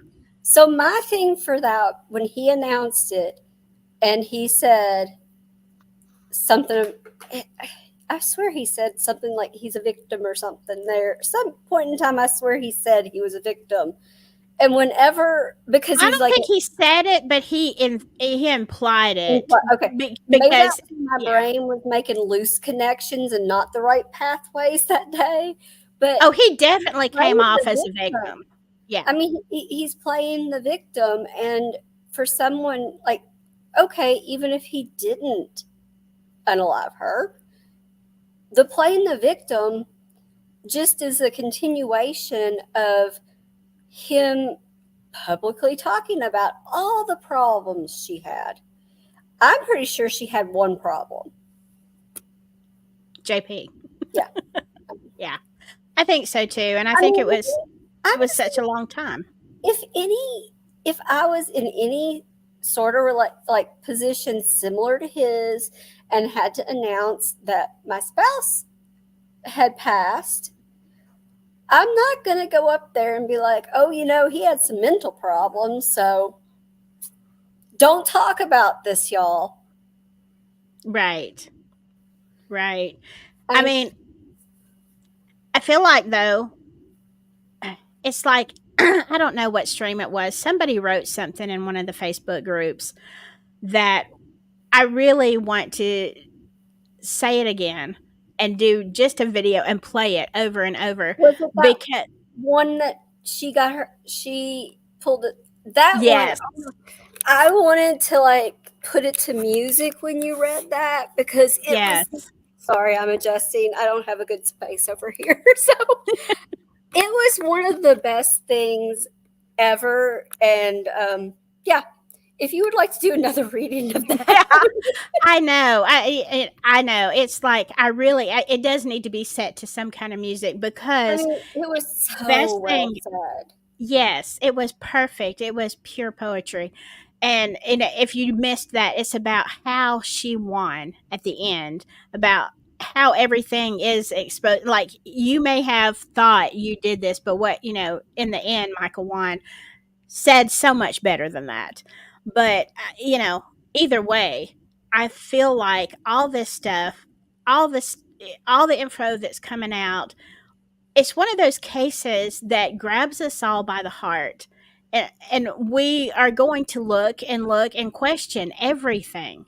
Like I said, if you cremate and you don't want an autopsy, and they don't test for all this stuff, there's so many red flags here in this case. And then you go back into the abuse, and now we see where Tom Winslow, the attorney that is responsible for getting JP the power of attorney, medical power of attorney. Have you looked up his reviews? No, I haven't. That's actually what got me so delayed too. Other than the going to get metal and roses and stuff, there's not anything good that I've seen yet. Wow. I'm talking 1 star. Oh, wow. Well, when you bring into the fact that he has land up there very near River State Park, and he is, he's responsible for this POA, and it's just built. And now the FBI wants to look at their involvement in Dare to Care missions. It all starts painting a picture. I still don't understand why it was that park. Well, okay, you know what? I think I'm going to do another live on this. Okay, I read a theory. Okay, and it's very long. Okay, it's very long and complicated, and I was reading it on Reddit. I emailed it to my. Hey, you know what I'm going to do? Let me just pull it up. Okay, let me just do that. Where were the kids were at a tournament or something up in the area? Is that? But I thought the tournament was over farther, to west? No, it was south. I think it was south. I think it was. Because What was when it? I looked Charleston? that up, I think I messaged you. When I looked up where that park was, it's like less than an hour from where my sister-in-law lives. And I don't know why she'd be going out that way. It's by what was Fort. What was it? Well, Fort what? I can't remember. They've changed all the names. So anyway, military base, Vietnam. yeah. Well, okay. Listen to this. This is. I wish I can't on StreamYard. On my other one, I could have changed this whole format, and I don't think I can do it on here. But I'm gonna read That's this. quite one. Okay. Okay, let me get my glasses. I'm gonna get my glasses. Okay, y'all, listen to this theory because I'm gonna tell you something. I sat there at work today and I was thinking about it, and I was like, "Holy crap! This could be very plausible." Okay, I can't say. This is the most plausible answer. I think this is exactly how he did it using facts from sermons, emails, texts, news, interviews, maps, and extensive experience with parasitic, narcissistic abuse. If there is anything that I am incorrect on, please let me know and I will recalculate. Okay, so let me go on down. I was told Winslow's property backs up against the state forest, 200 acres, right down the road. Now remember, somebody on his staff was told to go and trim back the overgrowth on that specific property shortly before all of this happened. I think Mica at some point had conversation with Winslow and agreed to come and talk to him at his property, a quote, safe place JP wouldn't know, thinking she could trust him. I think Mica went to Winslow's and JP was waiting there for her unknowingly. I think Winslow has JP's phone, and I think JP has Winslow's phone, so they are not going to ping the towers. Makes sense, right? All they saw was the license plate. They never verified he was actually there, and I think they're referring to the South Carolina trip. I think JP and Winslow met at an undisclosed location and swapped vehicles. JP went up to Winslow's North Carolina property with Winslow's vehicle and cell phone, and Winslow went down south with JP's cell phone and truck. I can't quite place the girlfriend, but she is an alibi, therefore she is aware that something has happened or is going on. I cannot figure out whether or not Winslow was with JP and she took the vehicle down south either, or we need to find out the location of where the girlfriend was and where Winslow was. That could all be found by bank financial records of the days in question. Nobody uses cash in 2024 for an entire getaway. True. Didn't they say he got a new truck? There was something new about the truck. Did he get a new one so it wouldn't have any of Winslow's DNA inside of it? If Winslow drove it, his DNA fingerprints would be on the steering wheel where it would easily, where it would easily, they would easily be on the steering wheel. Why else would he need to drive Winslow's vehicle? If there were indications he was driving the vehicle. Now remember, one of them is a lawyer. He knows what they look for. JP and Winslow's vehicles both need to be tested for gunpowder residue. Well, now JP's is gone.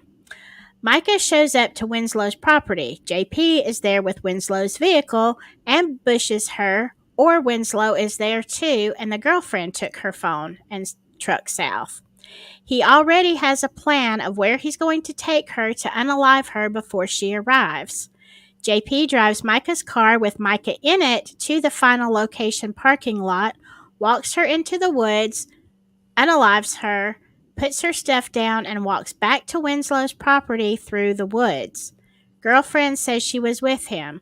I think she stayed at the property, or she drove a vehicle to come and get him after he was done, if she was there.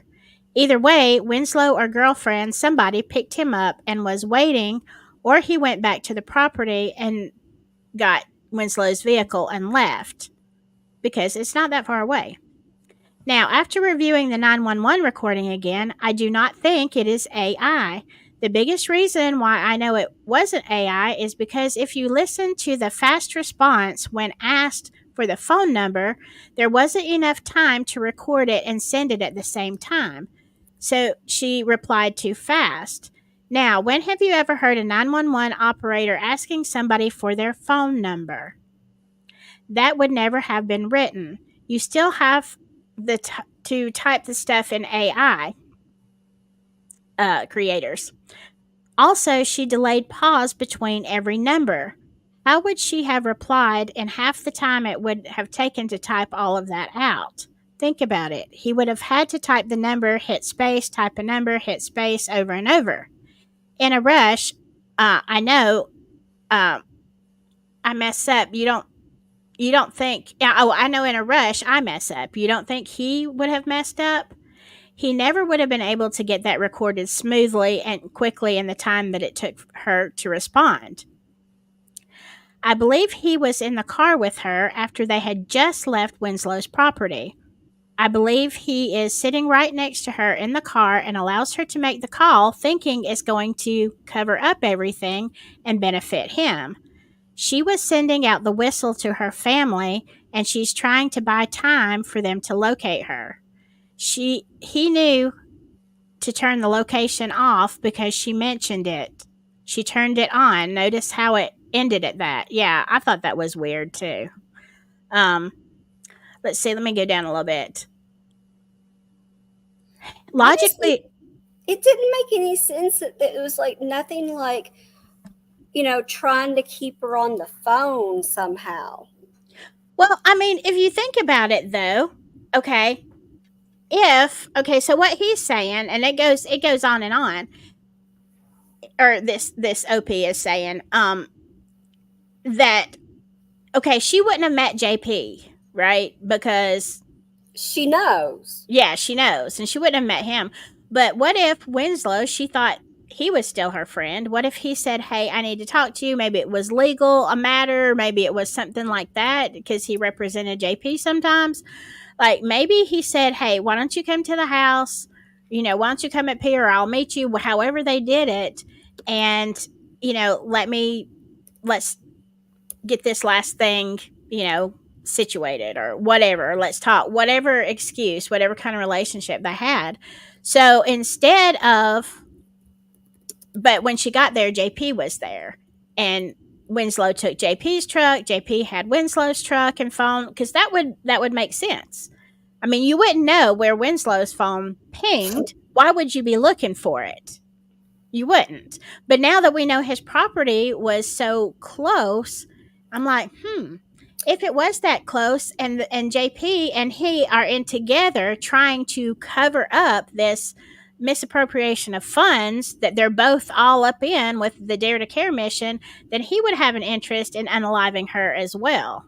Does that make sense? Yes, and all I can think of is, why are we not doing some geocaching? Yeah, or some geocaching. What is fencing, geofencing. You know yeah, what I meant. There we go. yeah. Well, because Laura, that's the thing. If JP is the suspect, but Winslow had JP's phone, taking it another direction, taking it anywhere else, his phone wouldn't even ping there. So if we didn't know all this information about Winslow, about his shady dealings, and the fact that he has property right there, well, nobody's going to look and try to geofence those phones. And if you're looking for a phone, it wouldn't be Winslow's, it would be JP's. Well, I mean, technically, don't we need to know everybody's in case somebody's borrowing somebody's phone? Well, now we do.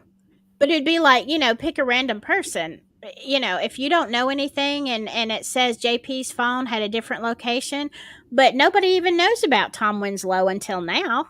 We didn't know he had, and so it's like, could they have done that? Kind of like that Strangers on a Train. Remember that old movie, Strangers on a Train, where they crisscross and they decide to unalive somebody not related to them?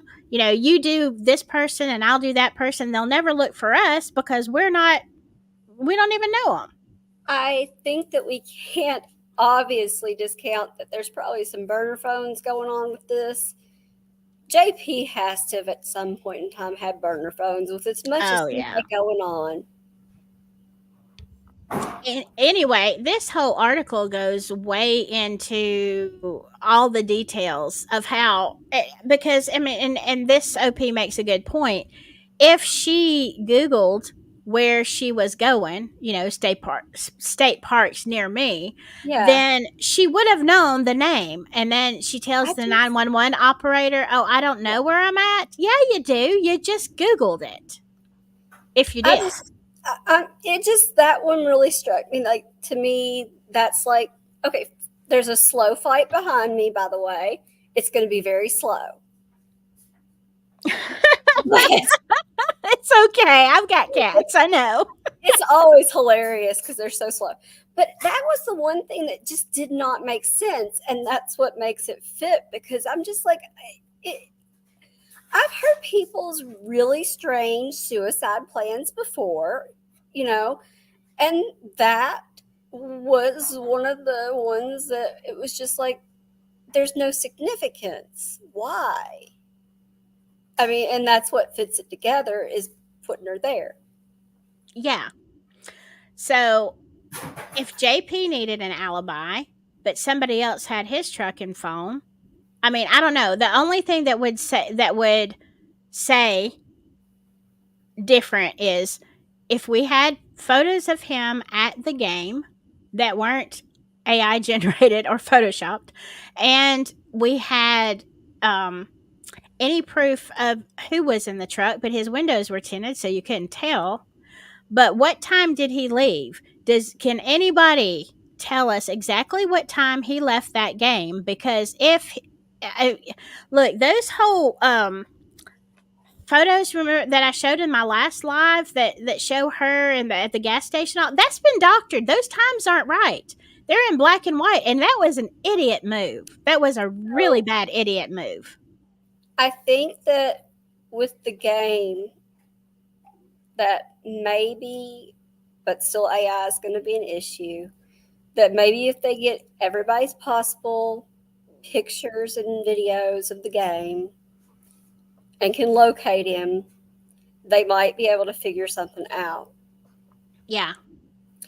I mean, do you remember that one case where it was the Larry David show and that guy was seen in the background of their footage for this episode they were filming during an actual game?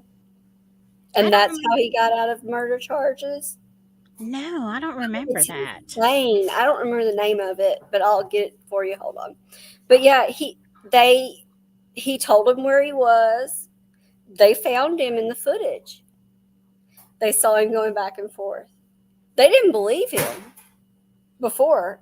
It was just like, that was him. You see him right behind Larry David in the filming. Wow. Well, there's a lot of questions. I don't think, like I said, it to me, the whole method of execution is not female. That screams male, in my opinion. I mean, it's not typical. No. And the thing is that, yes, she got a gun for self-defense, is what her dad said. He asked him what kind of get and whatnot for self-defense. So she got it, but she hadn't had it very long. So it's like, usually if you're going to use something to kill yourself, you might want to know that you're going to actually do it and not just maim yourself during the time. And I'm sorry I keep saying the K word. It's so natural to me. But you're right. But yet still, you could take a lot of pills and be pretty sure that was going to happen, especially if you were remote. If you didn't want to be found and you wanted... that was the other thing. Why would you want to be found? Right. And this is a big thing, which I said also, Melanie, in the last live, I think, was, they said there's no cell reception, which several people have said there was no cell reception. So how are you going to make a 911 call from your location if your location is in a park where there's no cell service? Well, she was like not in the park, is what she said, right? No, she I was thought saying she said she's there, but she needed them I to know. It was weird. Like, it was all so weird. it was. I thought she wanted the location, exact location, because she wanted her family to find her, because if you're outside of the park and then you have to look in a state park, cuz she was in a restricted area. She was where not where the general public goes. She was in a restricted area. I mean, So, other how than would the you 911 operator was a little something, that bizarre? did not sound like anybody I've ever heard No. answering 911. But then, what do I know? There's weirder things. But the tone and, like, just her voice was very metered, Yes. it seemed to me. And that's when somebody mentioned AI, I'm like, oh my God, probably, because there was just not like a naturalness seeming. It just seemed very metered. Yeah, it was very odd. And I don't know. I really don't know what all AI programs there are, but I do know that you can. I mean, I know it would be hard if you're on a call having to answer questions. That would be difficult, even with AI, unless there's a way to do it live. And I don't know. All I do know, because I watched all this stuff about, YouTube and yada yada, and they were saying you can sample your voice, like you read paragraph, whatever, and you can type it out, and AI will generate that video with your voice, even though you're not really saying those words, because it could be anything. Like, once they get the sample, you can do every single video, I but heard though that however, from other creators that had tried it, I heard that the pauses were the part that was an issue. really So, interesting. yes. So, like, when, like, you, well, a sentence, but there's just an expected pause. I don't think it was something that necessarily like a comma or anything. It's one of the ones I listen to all the time, he explained it, and he's just like, well, I did it and it sounded like me. He's like, it just kind of runs on at times. And Yeah, he said you could just tell it was not me. right. Well, eh, I wonder if there is a program, because I mean, I haven't watched videos like that for a while. If you can type it out and get that, I wonder if there is a way to do an AI live response. I don't see why not, because, so you mean like I say this, you get a response, but Yeah. basically that kind of already exists. I mean, I don't But know. I not would like think. on a video, not like on a video like we're doing, but like there's technically, I'm not saying this exactly what you say. There's the automated responses stuff when you have Mhm. the certain phone say such and such. Right. And so I can see where that could be tweaked. Now, it's been said it's been said that Tom Winslow is very good with AI, that I Oh, don't know that's what. awesome. Yeah. I So, don't understand why he had a massage business. yeah. That made no sense to me. I'm like, what the hell is going on with this place? Yeah. All those businesses. I'm like, I haven't even had time to look at and see what each one of them is. But, Melanie says, interesting though that you grew up, Melanie, close to Lumberton. That is very interesting. 911 from person who called about body and water. His reception was horrible. Yeah, and see, he was out on the water. Was he still on the water? I wonder when he called, because I would think that your reception would be a little bit better because you don't have the trees. You have more of an open sky. But even if his reception was horrible, how was hers so good inside a vehicle? So, I mean, yeah, there's so many things that don't add up, both psychologically, physically, and I feel like everybody is on the exact right track. And like I said before, even if they can't get him on the unaliving, if they can get him on the financial look. I'm sure Well, I you mean, can't. think about it. Federal prison, you usually do not get probation and parole. You serve out. Yeah, I mean it's not true justice, but it's some justice. Well, anything that would remove him from the community would be nice. Yeah, because he's gonna go. Let me ask you this: is there any hope for narcissistic abusers to change? Like, what are the odds that he could Oh, change? do you really want me to answer that, or can I just give you my look? Now, can you tell us professionally what are the odds that he I mean, can? I don't know what the odds are per se, because the thing is that when you have somebody that doesn't think anything's wrong with them, then it's really hard to do any sort of treatment. And that's the Yeah. problem with that. I mean, it's just difficult.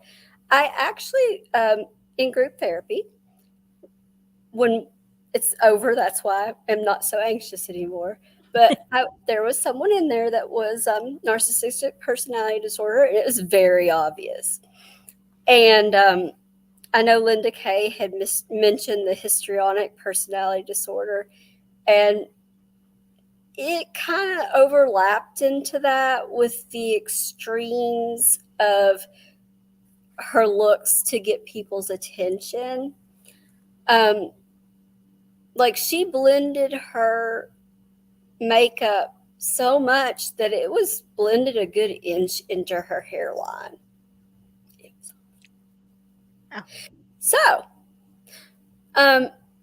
the thing is that they want to talk about what they want to talk about.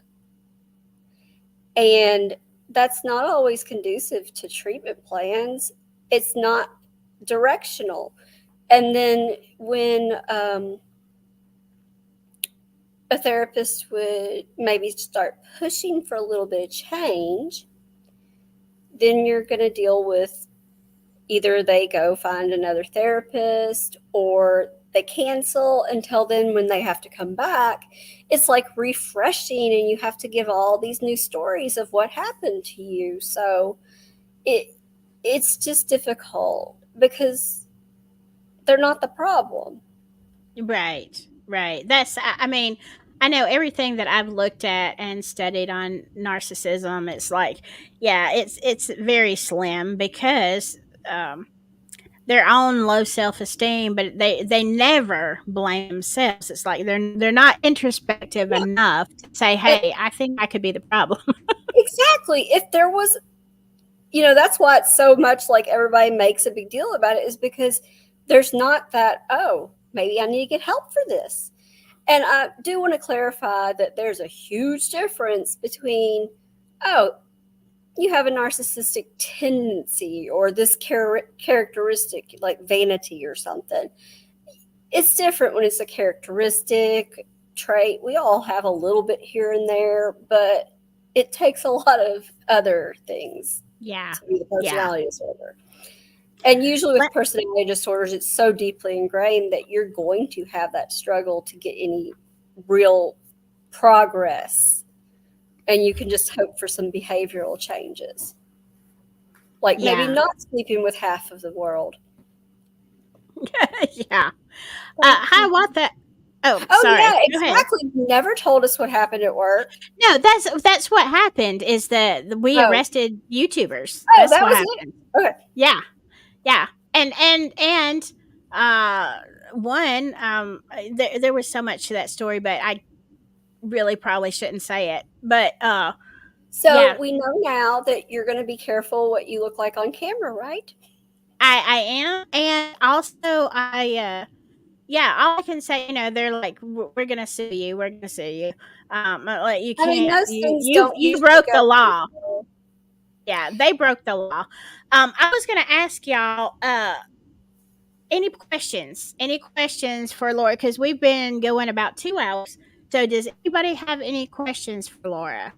And I'll give you a minute to. I just wanted to kind of say and emphasize that part of the process of isolating someone and making them feel in some way that they have to stay with you no matter what, despite abuse, it's definitely not anything that's just done overnight or in a few weeks. It is a reeling in process. And I know that I think it was Yoli had mentioned love bombing. Yes, there's that. But then it's also kind of a, oh, I love you so much. I want to be with you all the time at times too. So Right. those types of things. But then there's also so much of changing perceptions, not just thought patterns, but perceptions, and just getting this other story basically of your all's life into somebody's head. And that's how it gets to the point to where people don't think they have a way out or they can't leave because Right. there's these other things going on. And I mean, everybody has there's so many different tactics and methods, but you basically are convinced of things that likely are untrue. Yeah. Or are so jaded that it makes you question your own reality. And having someone like JP did to Mica being questioned about her mental health all the time and everything that's wrong with her, it makes it even worse because who wants to listen to you when they just think you're on lithium and you're bipolar? Right. Also, the last time, just real quick, when we talked about her going to that psych hospital, and that was before we knew about the judge signing mental inquest warrants that probably, the Winslow or whatever, right? Okay. Mm-hmm. I think it was, no, that's the attorney, right? Yeah, Winslow's the attorney. Okay. Just if your loved one takes you into a psych hospital to be evaluated and says you're threatening to harm yourself and things, and most people are going to be very upset if somebody's saying that about them. Yeah. So if it's true or it's not true, too often you're going to have a psychiatrist that wants to admit them just for the observation period. And usually the observation period is not just 24 hours, unfortunately. It's Right. 48 to 72. And then people get screwed over by that when it falls on a weekend because the weekends don't count per the law. Oh, yeah. Yeah. Here per the law. Right. So when I had said that, something in the chat about, well, we did this, it was those situations where you're trying to look at the whole picture, and you unfortunately legally have to make the safest call. It may not be the best call for the patient either, but it's Right. safest. Yeah. And I mean, I'm just imagining me, somebody, I could be completely sane, and somebody all of a sudden takes me to the mental hospital and tries to have me admitted. Guess what I'm going to be in 5 minutes? Not sane.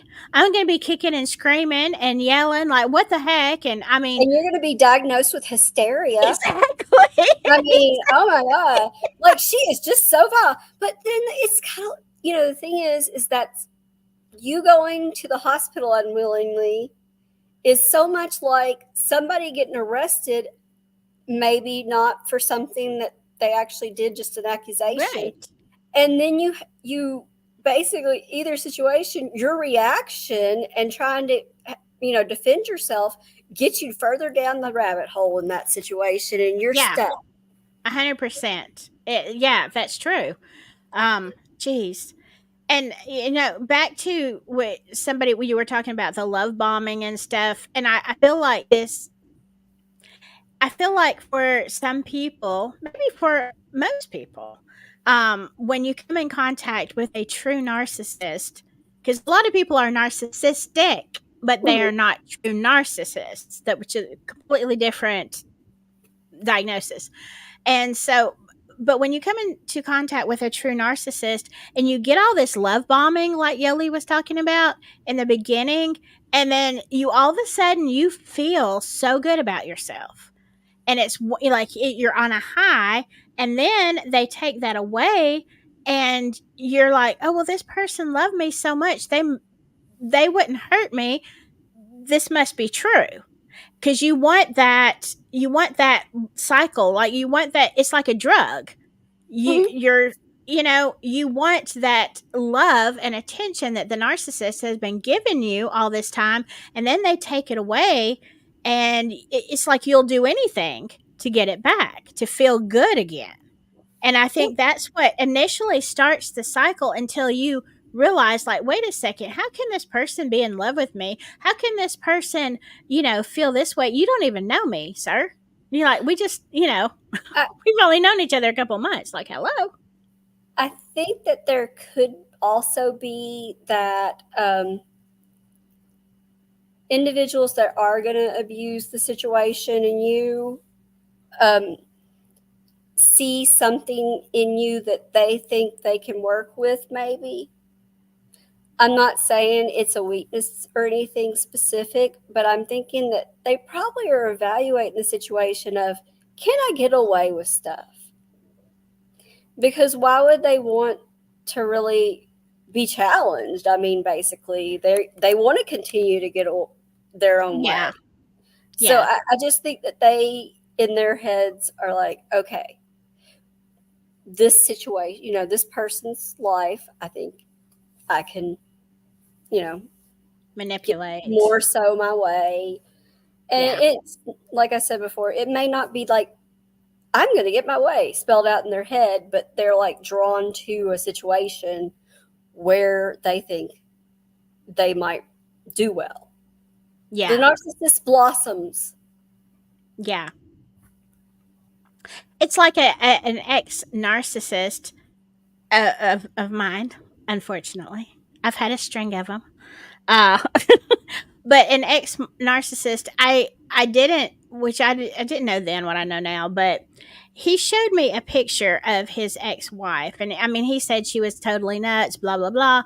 But he kind of told on himself, because he had this picture as I was thumbing through his Bible. There was an old picture of her, and it was taken of her in church. And he made the comment to me, like, she looked very demure.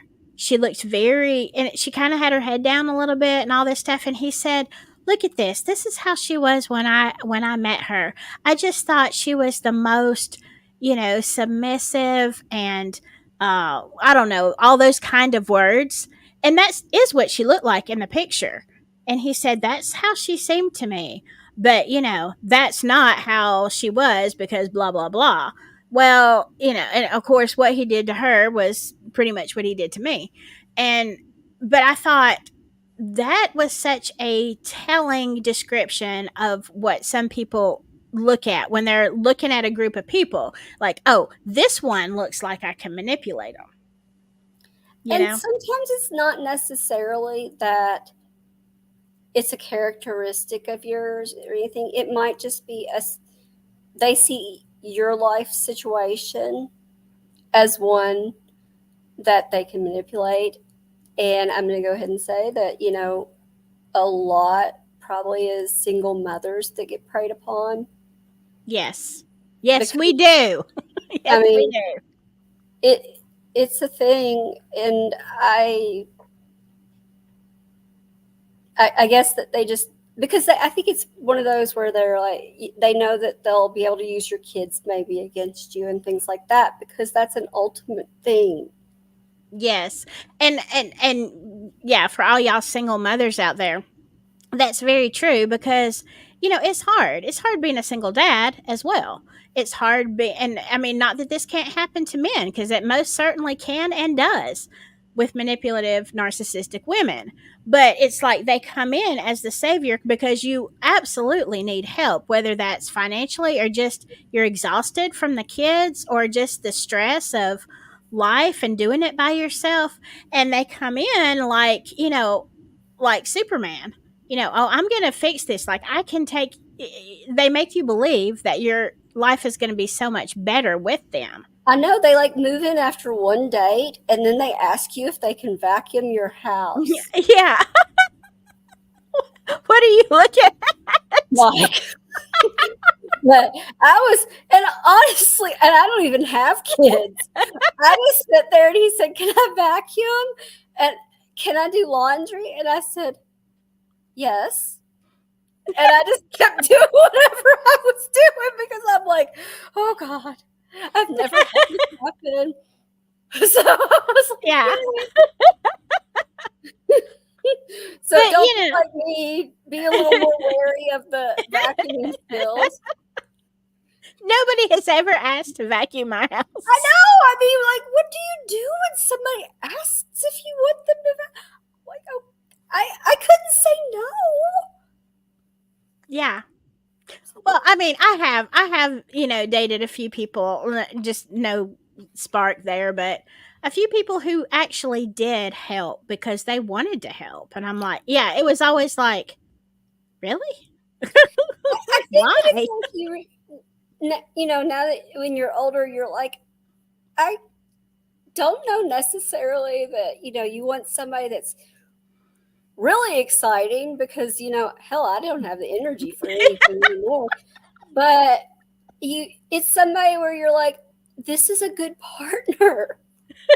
Yeah. Oh yeah. Yeah. It changes as you age. It's like I need somebody who can be on my brain level, like, mentally, but somebody who is that makes me laugh, and that's like humor is very important to me. Somebody that we can talk really well, and we think we don't have to agree on everything, but we're on the same page, not on different planets. But yeah, I think sometimes, like, if somebody came in and said, "I want to clean your house," I really wouldn't. I would have no idea what to say, what to do. I'd be like, I don't know. Is this a home invasion? Like, I would have no clue what to do with somebody who just said, "I'm here to help. I don't expect anything." And I'd be like, I feel like I should pay you. I mean, I didn't know what to do. I just wasn't going to let him go.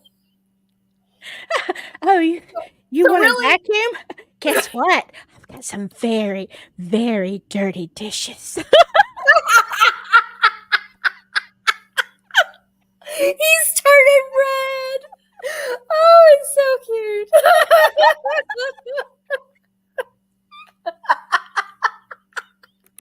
So there you go.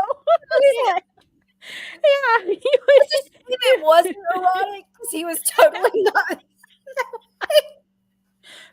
Hey, like, look, it worked out. So there you go. Yeah, like that would be my superhero. You want to clean my car? Oh my God, I love you. Right? Not all heroes wear capes. They just carry vacuums. That's right. Jeez. Yeah. I've always said, like, it's the one thing that I never get to. Well, there's a lot I don't get to, but it's the one thing that drives me crazy that I hate doing and I put off is cleaning my dang car. It's like, it's just like just the wiping it down. Like, I was a couple of years ago.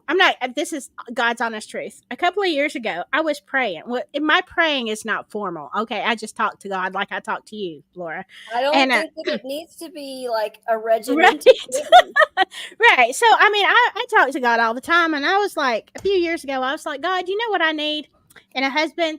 I need somebody who wants to make sure that my oil is changed, that that fills my car up with gas and cleans my car.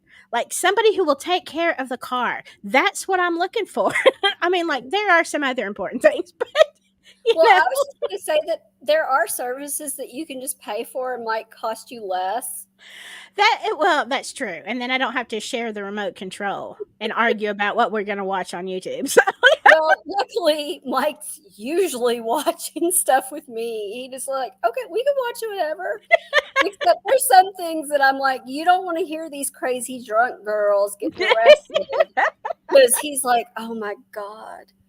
But I think he's That's kind funny. of gotten sick of the Chad Daybell trial. Oh, Because yeah. because I know you always laugh in the past when I'd be like, I'm cleaning or I'm cooking. Yeah. And it's just because every time when I would turn I'll just like have it playing and I'll just go do Mhm. my stuff.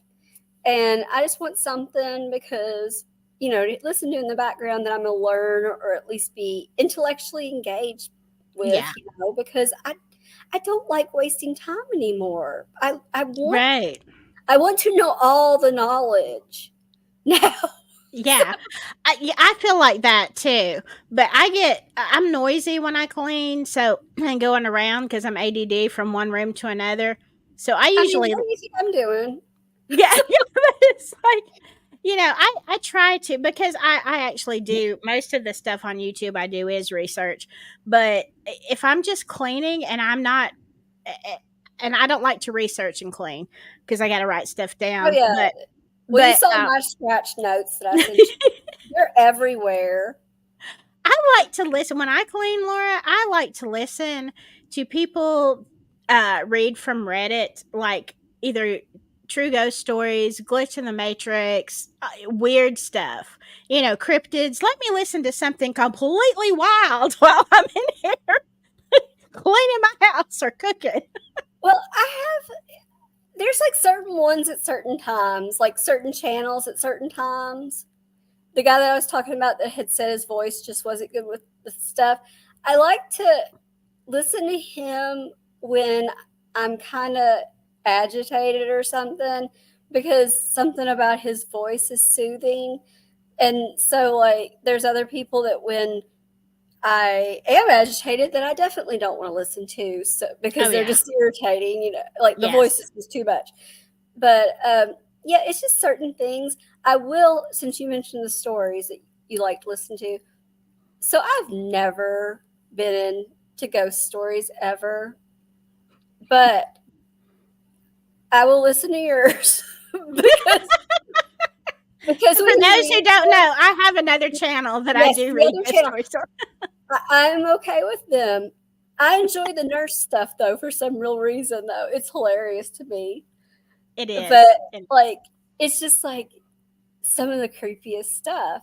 But yeah, no, Mm-hmm. I listen to those because I'm like, this is interesting. But I've never been into the supernatural or anything. We have several places around here that people are always talking about, but it's just kind of, I don't think either of us are on the right plane of existence at this moment to get much out of things. So, Yeah. I or we're listen over to I, medicated.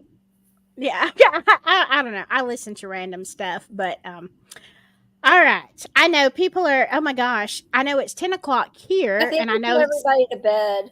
And I was gonna say it's not my work week as I today was my Friday. I took off tomorrow. My daughter is graduating from high school, so Woohoo! I'm this is my Friday for this weekend. But I know everybody else has to get up. So I hate to keep people when I know they're tired. Although they can watch and they'll watch it on the replay too. But thank you, Laura, so much for coming Thank in you and for because having me. usually if you don't know, Laura has come into some of my earlier members only, and my members only shows we used to just hee haw all the time. So anyway, but Laura is precious and she's smart. She's been through a lot of stuff. One time when you're ready to talk about it, you Yeah, got an open door. we'll just wait until we don't have to worry about other stuff. I mean, I might pepper in comments about things here and there like I've been doing, but just the full on, I'm holding off on. Well, I was going to say I don't think you're quite ready for that, but one day, whether it's years down the road, whenever you're ready, I'll let you know. know that you have a platform to tell your story on, no I doubt. appreciate that.